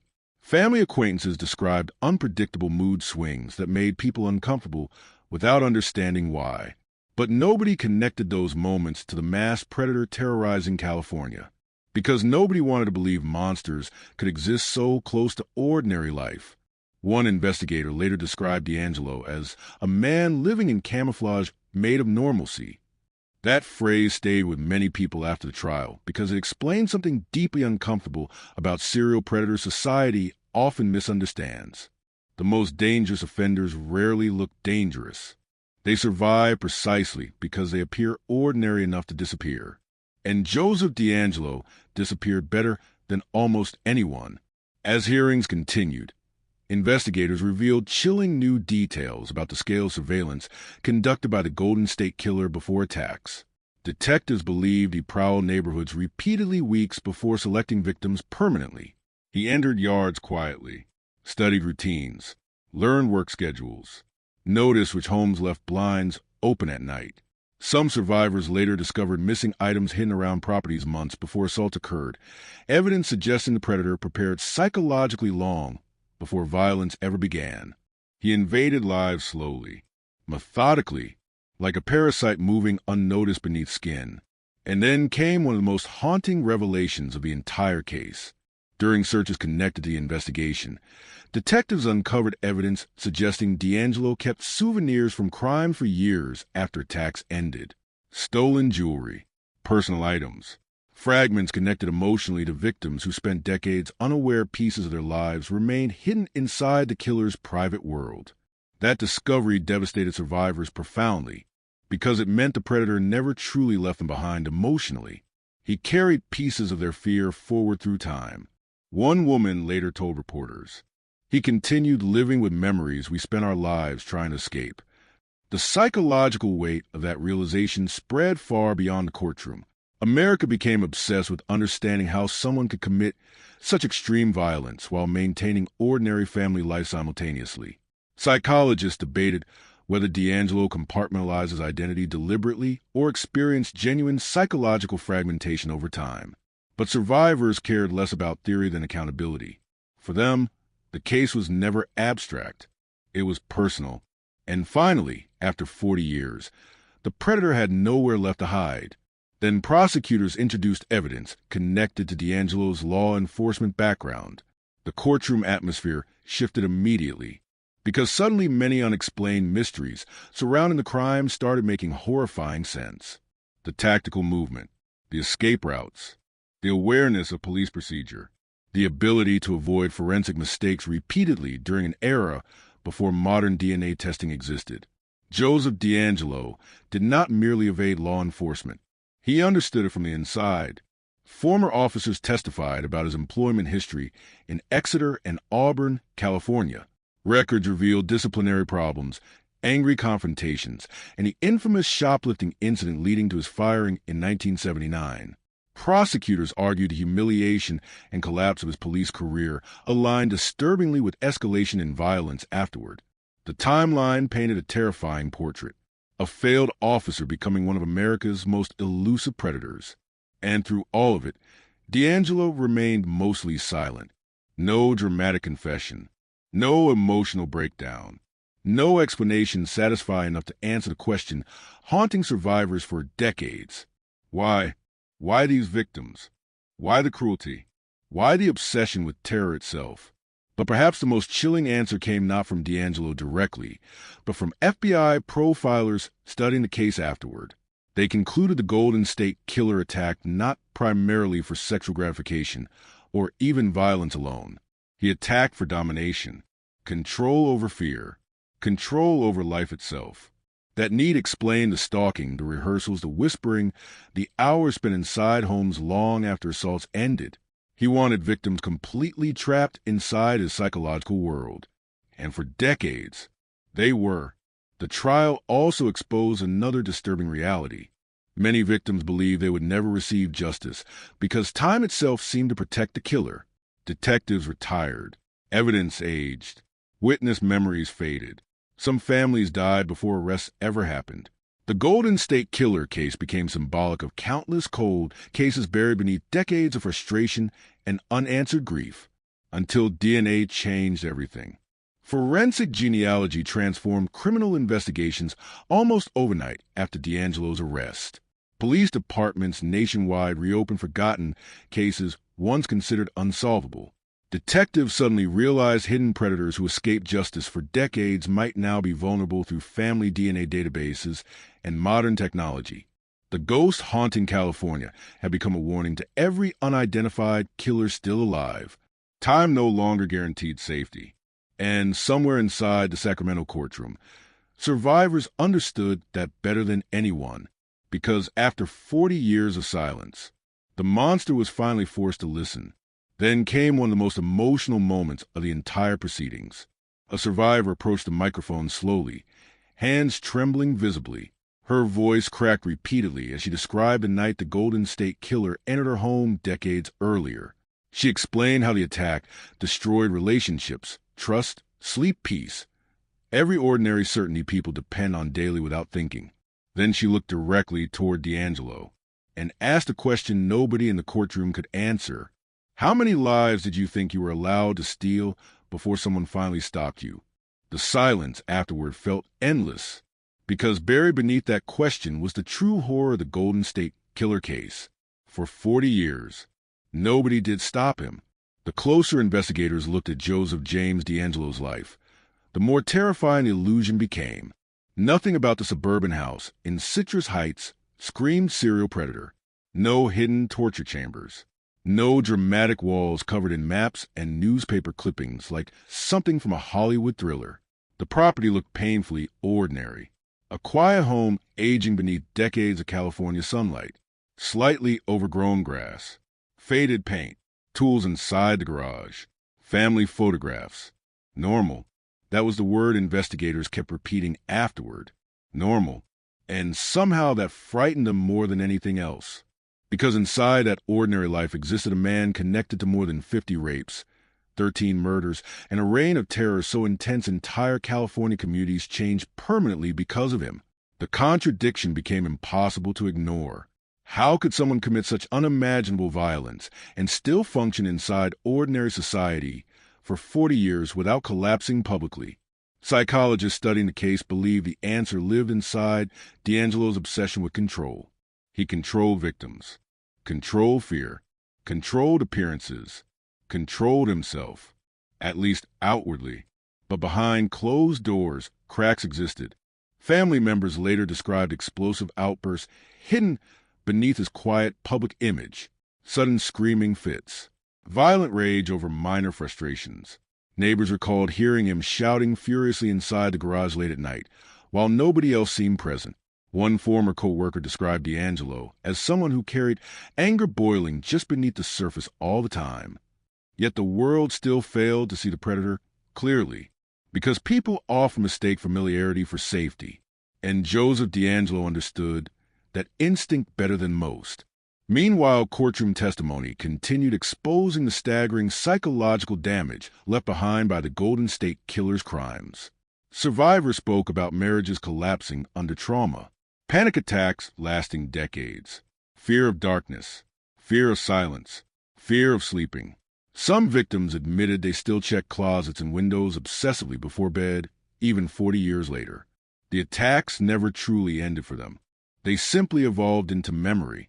One woman described hearing footsteps outside her house years after the assault and immediately dropping to the floor in terror before realizing it was only a neighbor walking nearby. Another survivor admitted she avoided living alone her entire adult life because the idea of sleeping in an empty house remained unbearable after the attack. The Golden State Killer stole something deeper than physical safety. He stole normal life itself. And perhaps that was why the case haunted America so powerfully after the arrest, because the crimes revealed how fragile ordinary safety really is. Families once believed locked doors protected them. Quiet suburbs protected them. Good neighborhoods protected them. Then the East Area rapist shattered those assumptions completely. He entered homes silently, watched families sleeping, moved through bedrooms like a ghost while entire communities remained unaware. And after decades passed, the ghost turned out to be a grandfather living quietly beside ordinary neighbors. That realization poisoned public trust psychologically in ways difficult to measure. Then prosecutors revealed another chilling detail. Investigators believe D'Angelo often revisited neighborhoods connected to earlier attacks years after crimes occurred. Some witnesses remembered seeing unfamiliar older men lingering near streets, where assaults once happened long after the original investigations faded from headlines. Detectives suspected the predator returned periodically, reliving memories privately while victims continued struggling with trauma nearby. The thought horrified survivors, because it meant the killer might have walked unnoticed through the same communities still grieving his crimes. Watching, remembering, invisible. The psychological profile emerging during the trial painted D'Angelo as a man addicted not merely to violence, but to domination itself. FBI analysts explained how the Golden State Killer rehearsed attacks mentally long before entering homes physically. The prowling, the surveillance, the phone calls, the stolen personal items, all part of a ritual centered around power and fear. He wanted ownership over victims emotionally, even years later. That need explained why survivors continued receiving disturbing phone calls months or years after assaults ended. Some women answered telephones late at night only to hear breathing before whispered threats dragged them instantly back into terror. Others reported hearing phrases spoken during original attacks, repeated decades later by anonymous callers. The predator wanted reminders, wanted fear to survive permanently, and for many victims, it did. Meanwhile, national media coverage surrounding the case intensified daily. News stations replayed old crime scene footage beside images of elderly Joseph D'Angelo entering courtrooms in handcuffs. Younger generations discovering the case for the first time struggled understanding how one man evaded capture for so long while committing crimes on such a massive scale. Retired detectives answered that question repeatedly during interviews. Different era, different technology, no DNA databases, no surveillance cameras everywhere, no internet connecting police departments instantly. During the 1970s, serial offenders often vanished across county lines because communication between jurisdictions remained painfully fragmented. The Golden State Killer exploited those weaknesses expertly. He changed regions, adapted methods, escalated carefully while investigators struggled connecting patterns quickly enough to stop him. And hidden beneath everything was one horrifying advantage. He understood police procedure firsthand. That reality became even more disturbing after investigators revisited D'Angelo's law enforcement background in greater detail. Former colleagues described him as intelligent, disciplined, and unsettlingly controlled. Some remembered unusual confrontations with civilians during routine police work. Others recalled moments of aggression that felt excessive even then. But nobody imagined the scale of darkness hidden beneath the badge. One retired officer later admitted the revelation destroyed his trust permanently. If someone wearing a uniform could do this, he said quietly, how are we supposed to recognize him? That question echoed far beyond California after the arrest. Because Joseph D'Angelo did not survive through supernatural intelligence. He survived through invisibility, ordinary invisibility. And perhaps that remains the most frightening lesson of the entire case. The monster looked exactly like everyone else. Then came the victim statements that shook the courtroom hardest. A husband described hearing his wife cry softly beside him while both remained tied up during assault decades earlier. He explained how the sound haunted him every day afterward because he could do nothing to stop it. Another survivor described staring at the killer's eyes through flashlight shadows and realizing with absolute certainty that he enjoyed their fear more than the violence itself. That detail stayed with jurors repeatedly throughout the proceedings. Enjoyment, not rage, not impulse. Control, calculated emotional destruction carried out methodically over years. And still Joseph D'Angelo remained mostly expressionless while listening. Some observers believed he appeared emotionally disconnected from the testimony. Others thought the silence itself revealed something darker, a man who spent decades suppressing emotion, so completely he no longer reacted normally at all. But then, during one hearing, witnesses noticed something strange.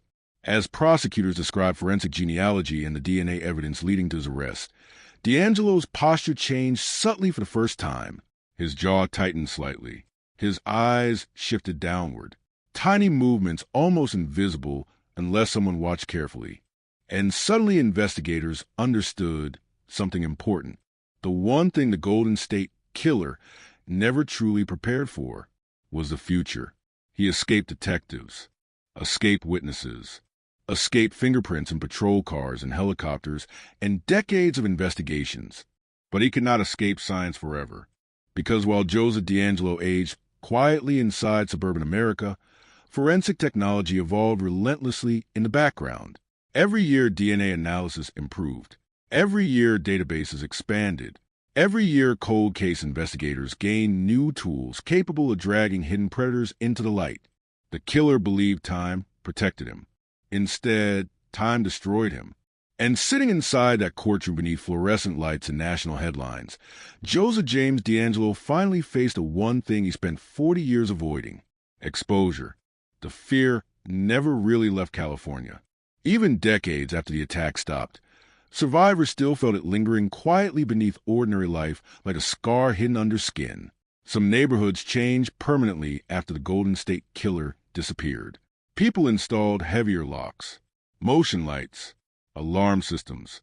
Entire suburban communities developed habits rooted in terror long after newspapers stopped printing headlines about the East Area rapist. Because once people understand someone can enter their homes silently while they sleep, safety never feels the same again. And now, sitting inside courtrooms packed with cameras and reporters, survivors were finally confronting the man responsible face-to-face after 40 years of silence. Joseph James DeAngelo looked smaller than the monster they remembered. That contradiction haunted many victims emotionally during the trial. They spent decades imagining the predator as something larger than human, a shadow, a nightmare, a faceless force moving through darkness. But the reality sitting before them looked old, frail, weak almost. Yet survivors understood something the public sometimes struggled grasping. Age did not erase what he had done. One woman described seeing DeAngelo in court for the first time and feeling physically sick because his eyes remained familiar even after 4 decades. Another victim admitted hearing his breathing during hearings triggered panic instantly, dragging her psychologically back into the bedroom where the attack occurred years earlier. Trauma does not measure time normally. For survivors, the past remained alive, and every courtroom appearance reopened wounds many spent lifetimes trying desperately to close. Meanwhile, prosecutors continued exposing the horrifying scope of the Golden State Killer investigation itself.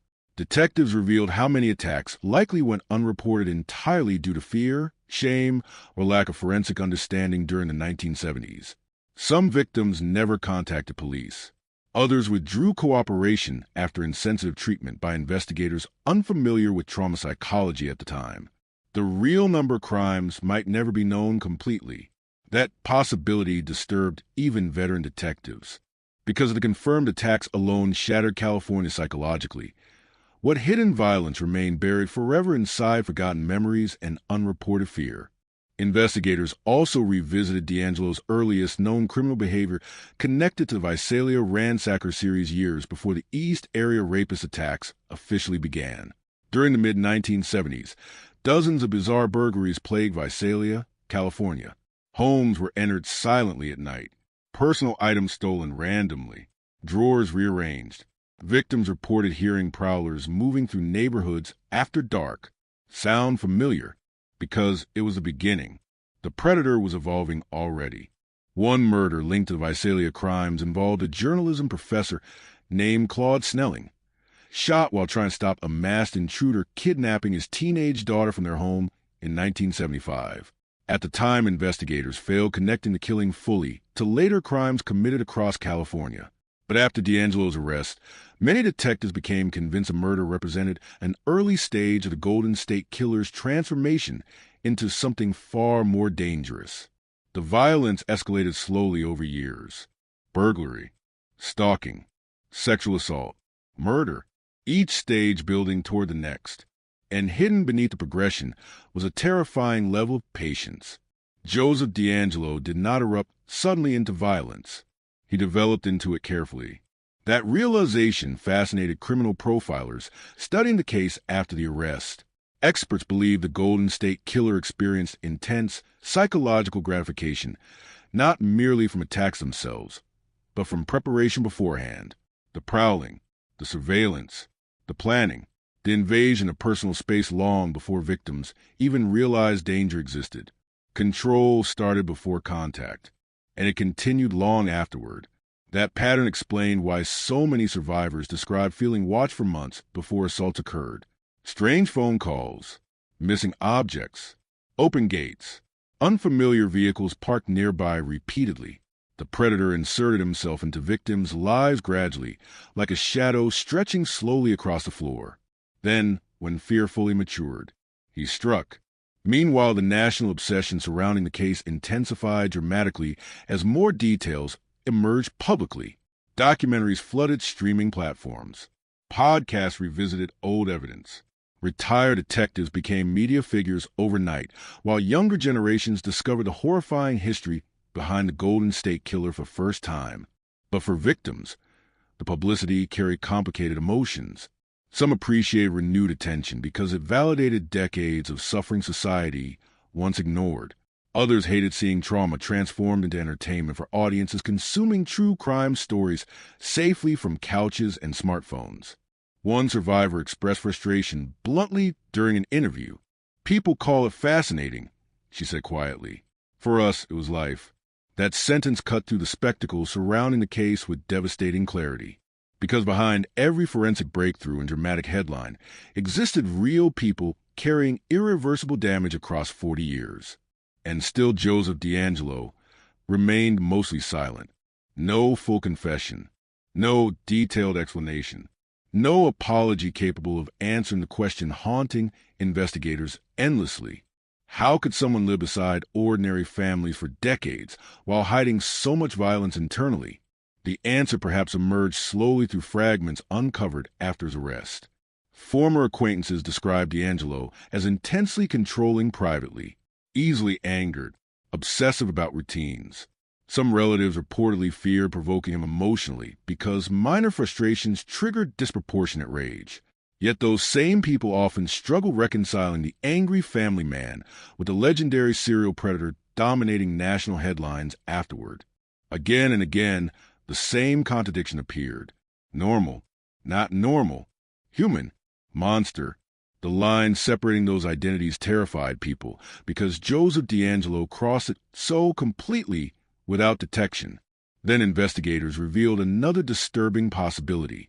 They believed the Golden State Killer may have listened to media coverage about himself obsessively throughout the years. Some profilers suspected he enjoyed watching communities panic publicly, while knowing he remained invisible inside ordinary life. The fear, the confusion, the endless police failures, all of it reinforced his belief that he controlled the narrative completely. For decades, he did, but DNA changed the rules permanently. And nowhere became that reality clearer than during testimony explaining how forensic genealogy finally cornered the killer after 40 years. Prosecutors described investigators building enormous family trees through distant relatives who uploaded ancestry information online, completely unaware their DNA would eventually expose one of America's most notorious predators. The courtroom listened in silence as experts explained how a few microscopic biological traces preserved since the 1970s survived long enough for modern science to identify the man responsible. One tiny strand of DNA destroyed 40 years of invisibility. That fact unsettled many observers deeply because it transformed the Golden State Killer case into something larger than one predator finally captured. It became proof that cold cases once considered hopeless might still breathe, quietly beneath old evidence boxes, waiting for technology to catch up. Across America, detectives reopened forgotten investigations after DeAngelo's arrest. Unidentified killers who believed time protected them suddenly faced a terrifying new reality. Every discarded cigarette, every old rape kit, every preserved blood sample stored decades earlier now carried new potential danger. The dead were speaking again through science. And somewhere inside the Sacramento courtroom, survivors understood the meaning of that better than anyone. Because while Joseph DeAngelo aged peacefully through suburban life, their evidence waited patiently for him. Then came one of the most haunting moments of the proceedings. A prosecutor displayed photographs from the 1970s showing frightened neighborhoods covered in warning posters and newspaper headlines about the East Area rapist. Streets once filled with children suddenly empty after dark. Community meetings packed with terrified residents demanding protection. Armed husbands standing guard through sleepless nights, while women cried, openly describing attacks to reporters. The images looked almost apocalyptic. An entire state psychologically terrorized by one invisible man. And sitting only feet away from those photographs was a quiet old grandfather responsible for all of it. Still silent. Still ordinary looking. Still terrifying. By the time Joseph James DeAngelo finally stood before the court, California had spent more than 4 decades haunted by a ghost. Not a legend. Not a rumor. A real man who entered homes silently while entire neighborhoods slept believing walls and locked doors would protect them. They didn't.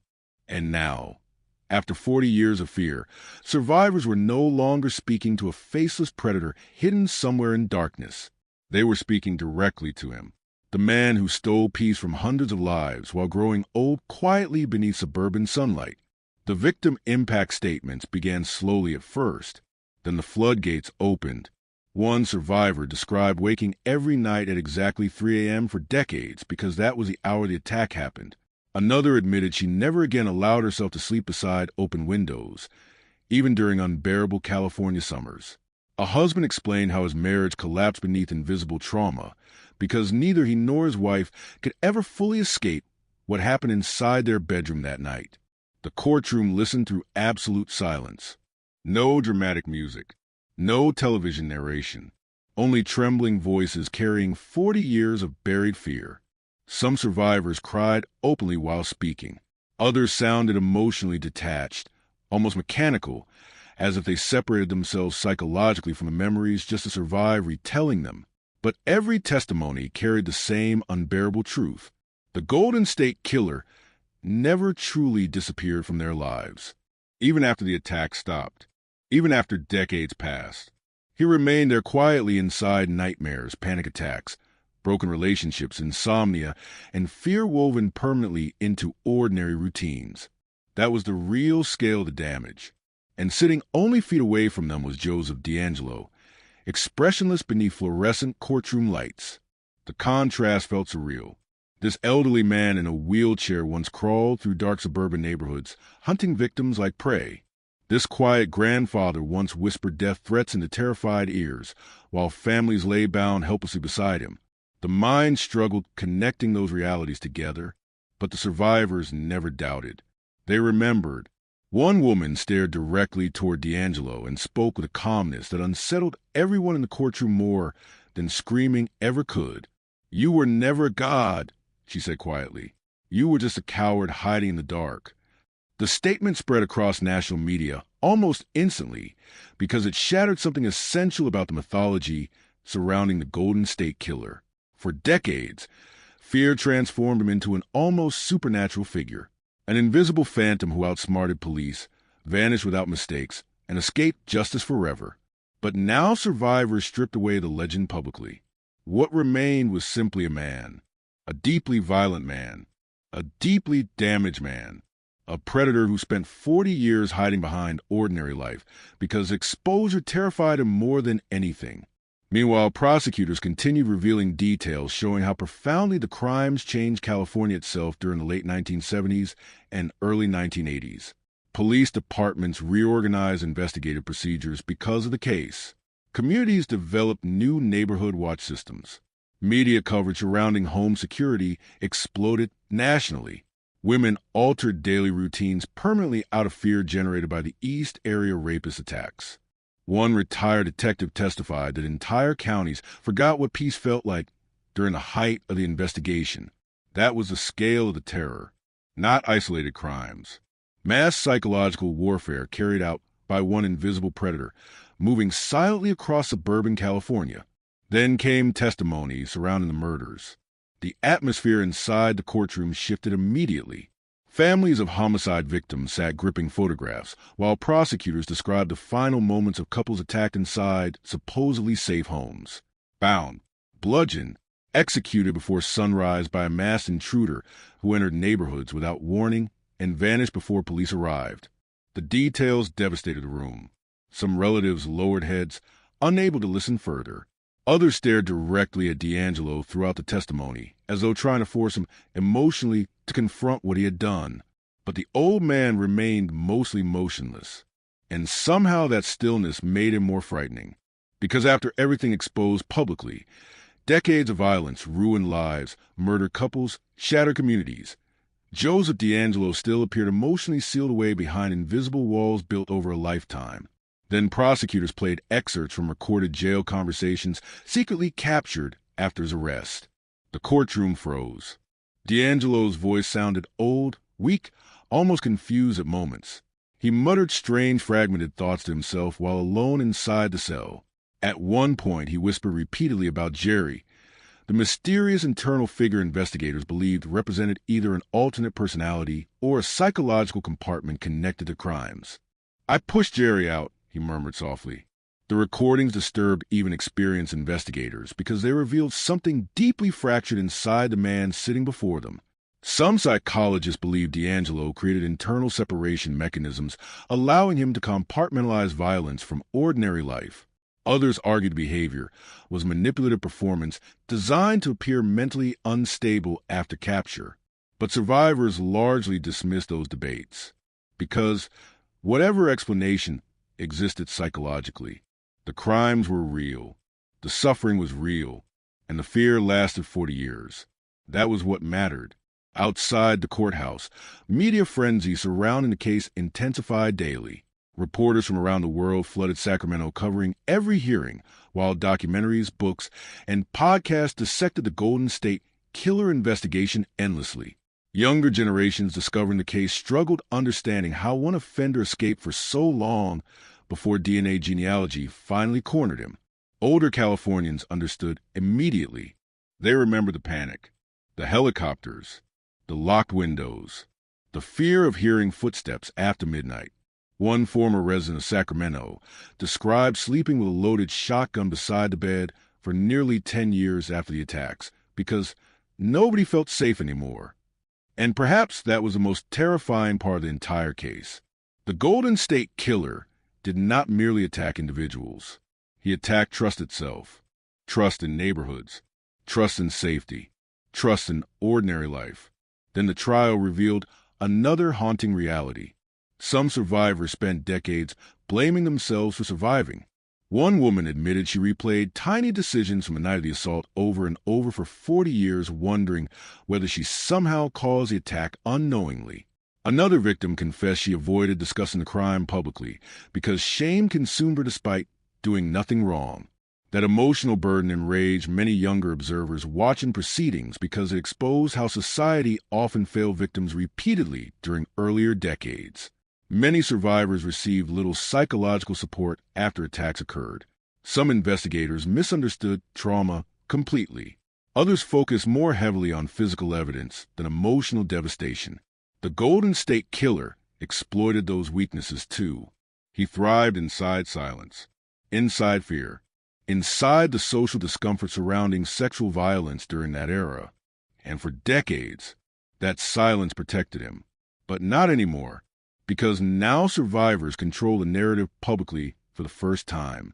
One after another, they stood before microphones reclaiming voices terror once stole from them. Some addressed D'Angelo directly. Others spoke to families, to investigators, to younger generations who never experienced the panic consuming California during those years. But perhaps the most powerful testimony came from a survivor who paused quietly before saying something that left the courtroom speechless.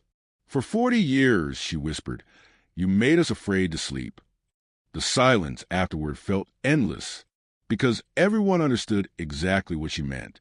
The Golden State Killer invaded the one place human beings are supposed to feel safest, home. And after decades of darkness, survivors were finally forcing the monster responsible to sit still and listen while the fear returned to him instead.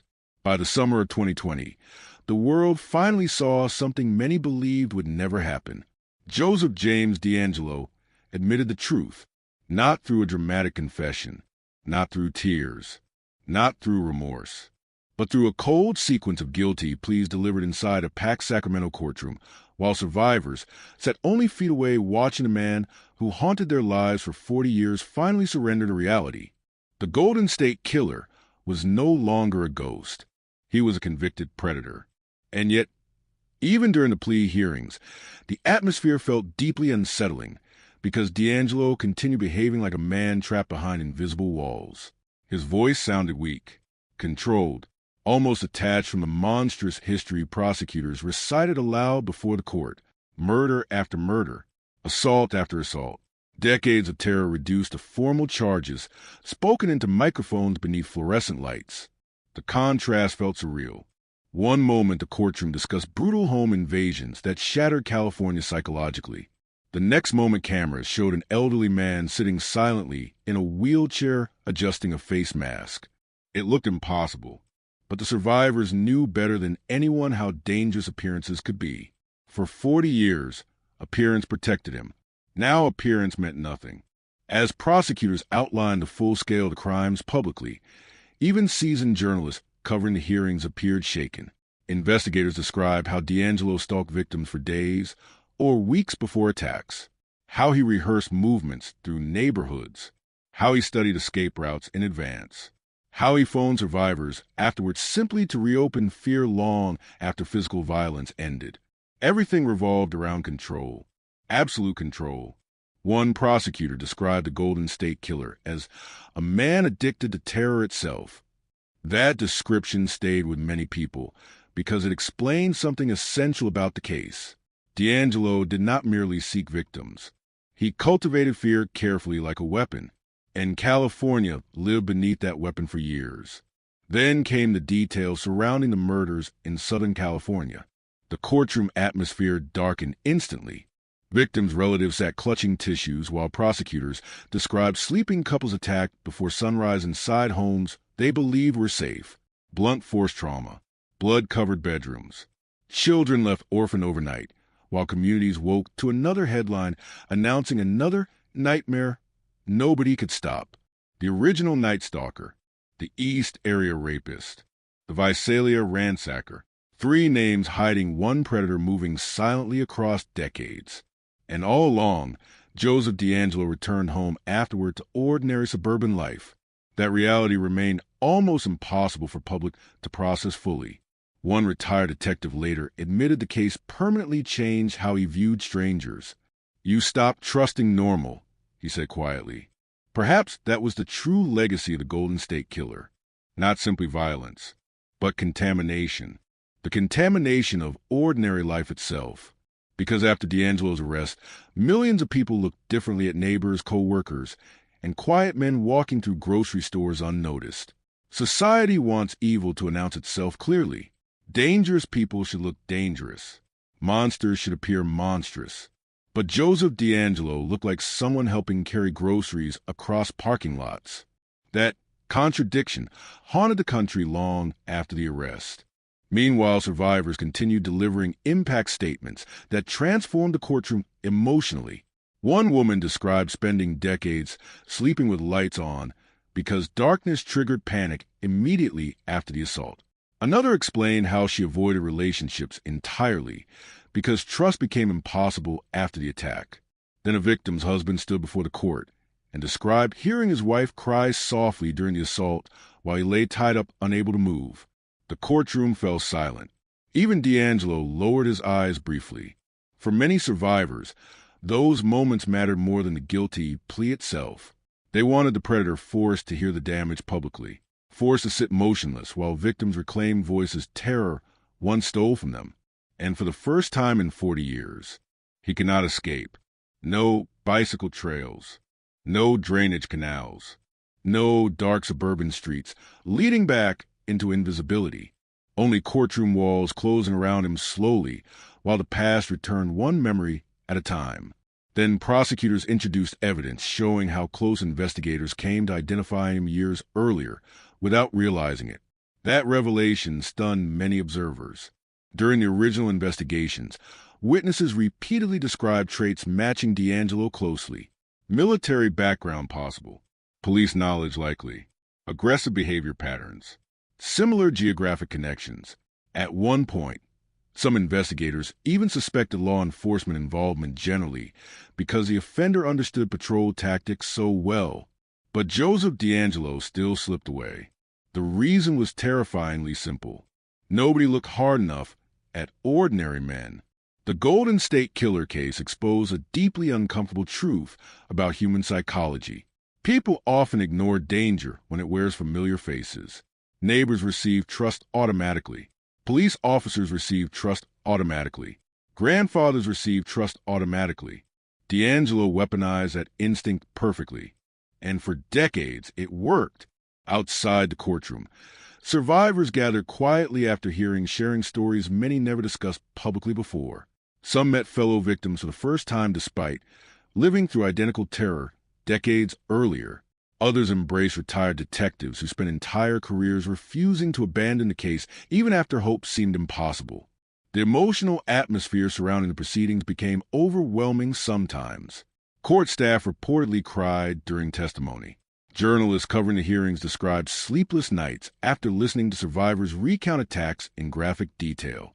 Even veteran homicide investigators admitted certain statements haunted them afterward, because beneath every crime scene photograph existed something larger: a stolen future, marriages destroyed, children raised by traumatized parents, lives redirected permanently by fear.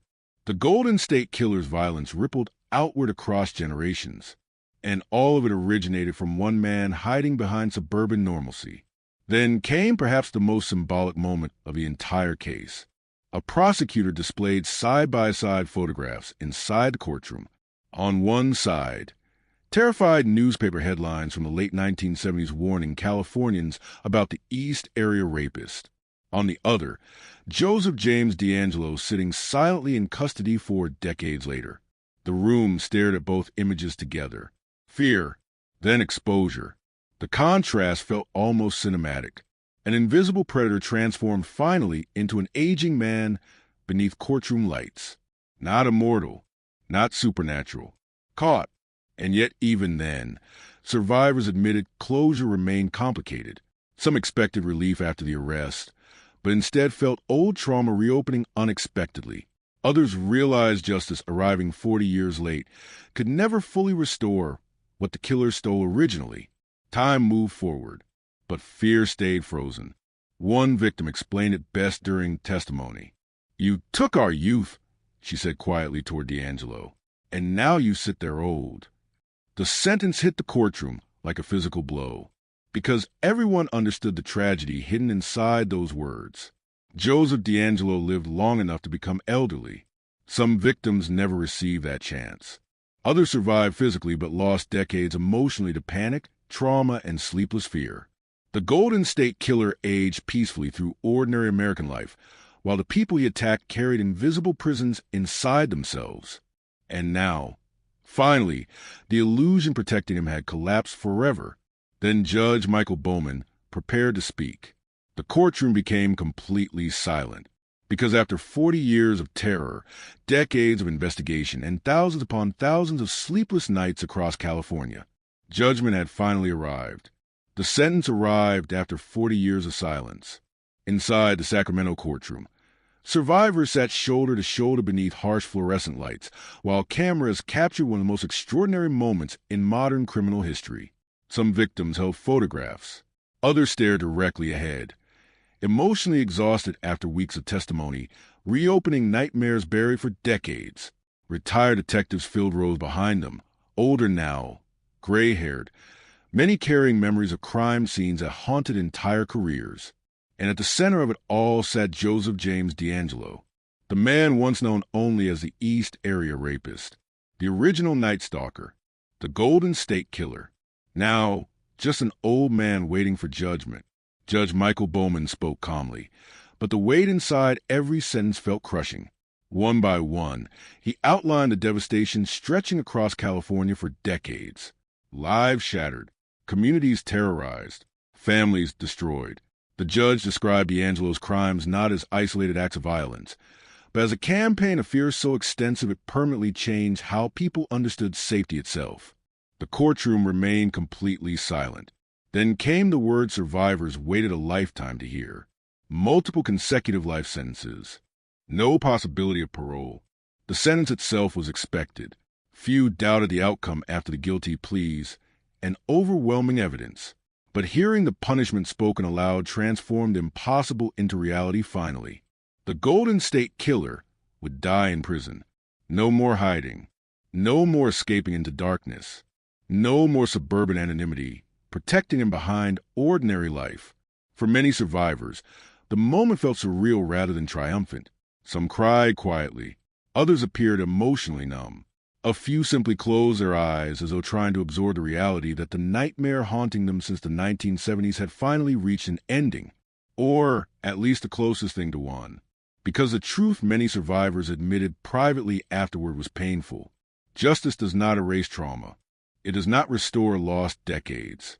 It does not repair marriages destroyed by fear or give murder victims their futures back.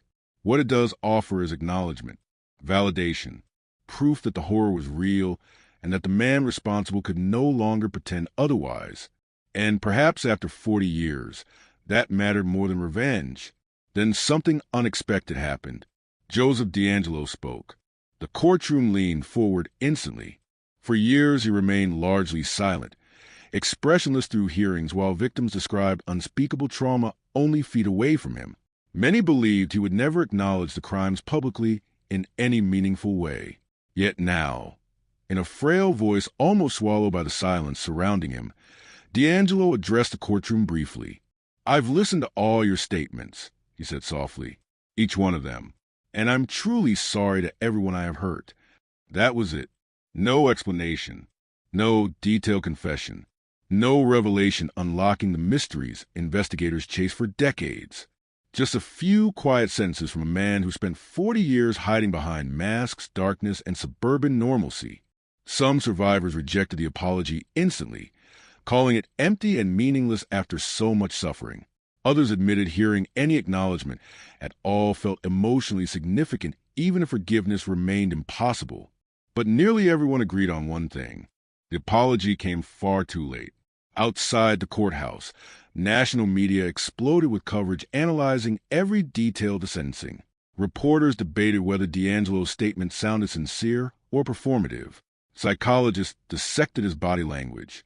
Former detectives reflected publicly on investigations spanning entire careers. Across America, people watched courtroom footage repeatedly try to understand how one man maintained such terrifying secrecy for decades. And underneath every discussion lingered the same chilling question. How many more are still out there?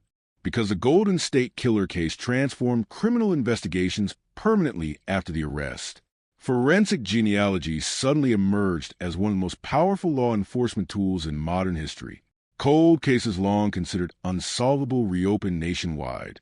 Detectives revisited evidence boxes collecting dust for decades, wondering whether hidden DNA profiles might finally expose other predators living quietly among ordinary communities. And in many cases, they did. The success of the D'Angelo investigation triggered a wave of arrests connected to cold cases across the United States. Murderers who believed time protected them suddenly faced exposure through distant relatives uploading ancestry information online. Cases buried for 30 or 40 years returned to life overnight through microscopic biological traces, waiting patiently inside forgotten evidence lockers. The dead were speaking again, through science, through DNA, through technology that did not exist when many victims originally died. But none of those future cases could erase the singular horror surrounding Joseph D'Angelo himself. Because unlike many serial offenders who spiral into chaos publicly over time, D'Angelo achieved something far more disturbing. He blended in perfectly. Neighbors remembered him arguing about lawn maintenance. Co-workers remembered him complaining about ordinary frustrations. Family members remembered birthday parties, barbecues, quiet evenings. Meanwhile, hidden beneath those memories lived one of America's most prolific predators. That contradiction unsettled people globally because it shattered comforting assumptions about evil. Society teaches people to watch for danger in dark alleyways and abandoned streets. But the Golden State Killer case revealed something much more frightening. Sometimes danger eats dinner beside family members before quietly going to bed in suburban neighborhoods. Then investigators released additional details surrounding D'Angelo's behavior after the attacks ended during the mid-1980s. Detectives believed he simply stopped killing and transitioned fully into ordinary domestic life. No dramatic breakdown, no public confession, no visible unraveling. He just stopped, and that possibility disturbed profilers deeply, because it suggested the predator retained complete control over his hidden identity all along. The murders were not uncontrollable impulses, exploding randomly from madness. They were choices, calculated choices repeated over years before being buried beneath ordinary life. Once the risk of capture increased, that realization changed how many experts viewed serial offenders entirely. The Golden State Killer was not a mindless beast incapable of functioning socially. He was organized, disciplined, strategic, a man capable of compartmentalizing horror with terrifying efficiency. And for decades, that strategy worked. Meanwhile, survivors slowly returned home after sentencing, carrying emotions difficult even for them to understand fully.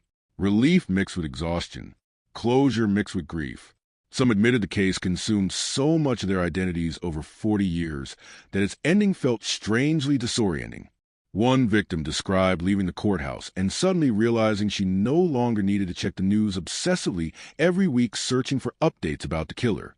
Another survivor said she slept peacefully for the first time in decades after the sentencing hearing ended, not because fear vanished completely, but because the ghost finally had walls around him. Steel walls, prison walls, real walls replacing the imaginary one survivors spent 40 years building emotionally around themselves. Then retired detectives gathered quietly outside the courthouse after proceedings concluded. Some embraced each other. Others stood silently staring toward cameras flashing in the distance. Many spent entire careers chasing the Golden State Killer unsuccessfully before retirement forced them away from the investigation. Yet they never stopped thinking about him. One former investigator fought tears while speaking to reporters afterward. "We promised the victims we would never quit," he said. "Today we kept that promise." That sentence carried enormous emotional weight because for decades a Golden State Killer represented failure as much as fear. Failure to protect communities. Failure to identify the predators sooner. Failure to stop the violence before more victims died.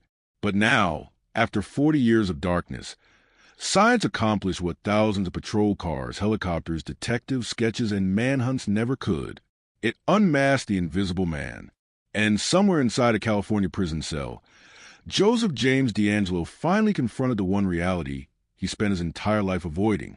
The world knew exactly who he was. Long after the courtroom emptied, the fear remained. Not the same fear California lived with during the late 1970s when helicopters circled suburban neighborhoods and families slept beside loaded weapons waiting for footsteps in the dark. That fear belonged to another era now, a different America, a different generation. But the shadow left behind by the Golden State Killer never disappeared completely. Because some crimes do not end when arrests happen. Some crimes echo.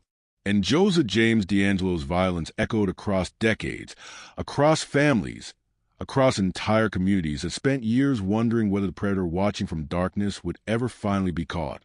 Now he sits alone inside a prison cell. An old man, a convicted killer, a former police officer whose name became permanently fused with one of the most terrifying criminal investigations in American history. No more masks. No more prowling through suburban streets after midnight. No more anonymous phone calls whispering terror into sleeping homes. Just silence. Cold prison silence replacing 40 years of hidden movement through ordinary life. Yet even after sentencing, investigators admitted publicly that certain questions may never receive answers. Nobody knows the full extent of D'Angelo's crimes with complete certainty. Detectives suspect additional burglaries, assaults, and prowling incidents connected to him likely vanished forever into forgotten police reports and fading memories. Some survivors may never even realize a man responsible for terrifying encounters decades earlier was the Golden State Killer himself. The complete truth died slowly over time. Evidence disappeared. Witnesses pass away. Memories fracture beneath trauma and years. That uncertainty lingers like smoke around the edges of the case even now. And perhaps that is what makes the story feel so haunting long after the conviction ended. Because despite the guilty pleas, despite the DNA evidence, despite the life sentences and national headlines, Joseph James DeAngelo never truly explained himself. No full confession ever arrived. No dramatic revelation unlocked the darkness completely. The public saw fragments only. Pieces of a predator who spent decades hiding behind carefully constructed normalcy, while entire communities suffered nightmares connected to his crimes.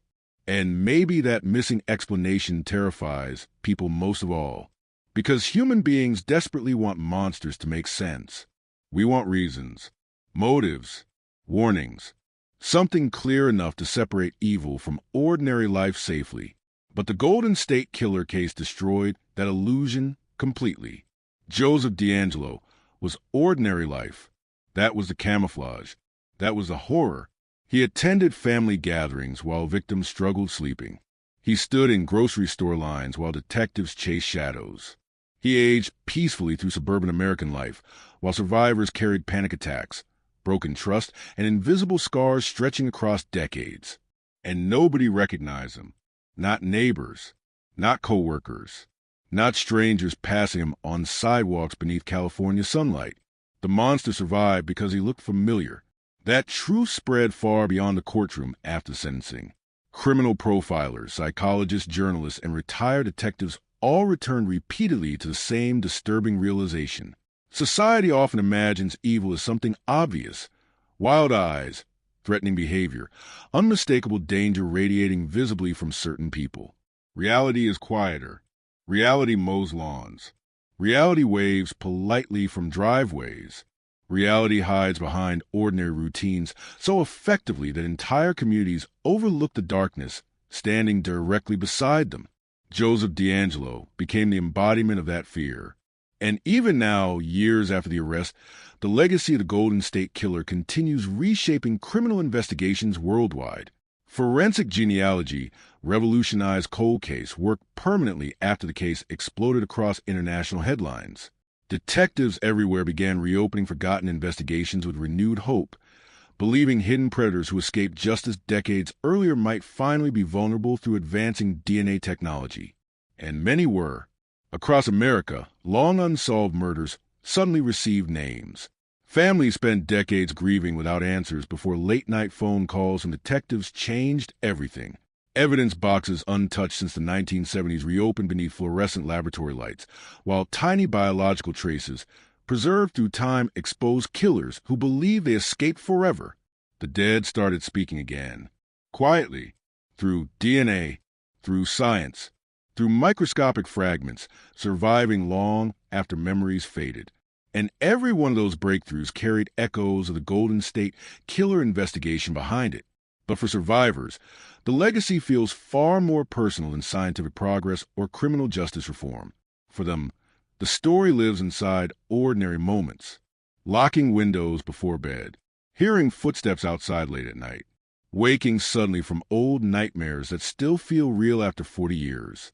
Some survivors admitted publicly that they still struggle trusting silence. Others described lingering anxiety whenever home alarms malfunction or unfamiliar vehicles park outside their houses too long. Trauma rewires ordinary life slowly, invisibly, permanently. The Golden State Killer understood that. He understood fear survives longer than violence itself. And perhaps that is why his crimes haunted California so profoundly for generations. Not because of body counts alone, but because he invaded the one place human beings are supposed to feel safest, home. Then came another chilling realization investigators discussed quietly after the case closed. If DNA technology had not evolved, Joseph James DeAngelo likely would have died free. That fact unsettled many detectives deeply. One of America's most prolific predators came terrifyingly close to escaping justice forever simply because science arrived slightly too late. Had genealogy databases not expanded, had evidence not been preserved carefully decades earlier, had one tiny biological sample degraded beyond usefulness, The Golden State Killer might still be anonymous today, a ghost buried beneath suburban history. That possibility transformed the case into something larger than criminal investigation alone. It became a warning about time, about forgotten evidence, about predators aging quietly among ordinary populations, while cold cases gathered dust inside storage rooms across the country. Somewhere, investigators realized, other invisible monsters still existed, waiting, hidden behind ordinary faces, just like Joseph D'Angelo once was. And perhaps that is why the story refuses to fade completely from public memory. Because the Golden State Killer case forces people to confront something deeply uncomfortable about the world around them. Evil does not always arrive screaming. Sometimes it arrives smiling politely. Sometimes it borrows the face of a neighbor. Sometimes it spends decades unnoticed beneath ordinary American life until science finally tears the mask away. Then one day the headlines appear. Cold case solved. DNA match. Former cop arrested. Quiet grandfather exposed as serial predator. And suddenly the impossible becomes real. Tonight, somewhere in California, old survivors still check locked doors before sleeping. Some habits never disappear completely. Some fears survive long after courtroom lights fade, and reporters move on to newer stories.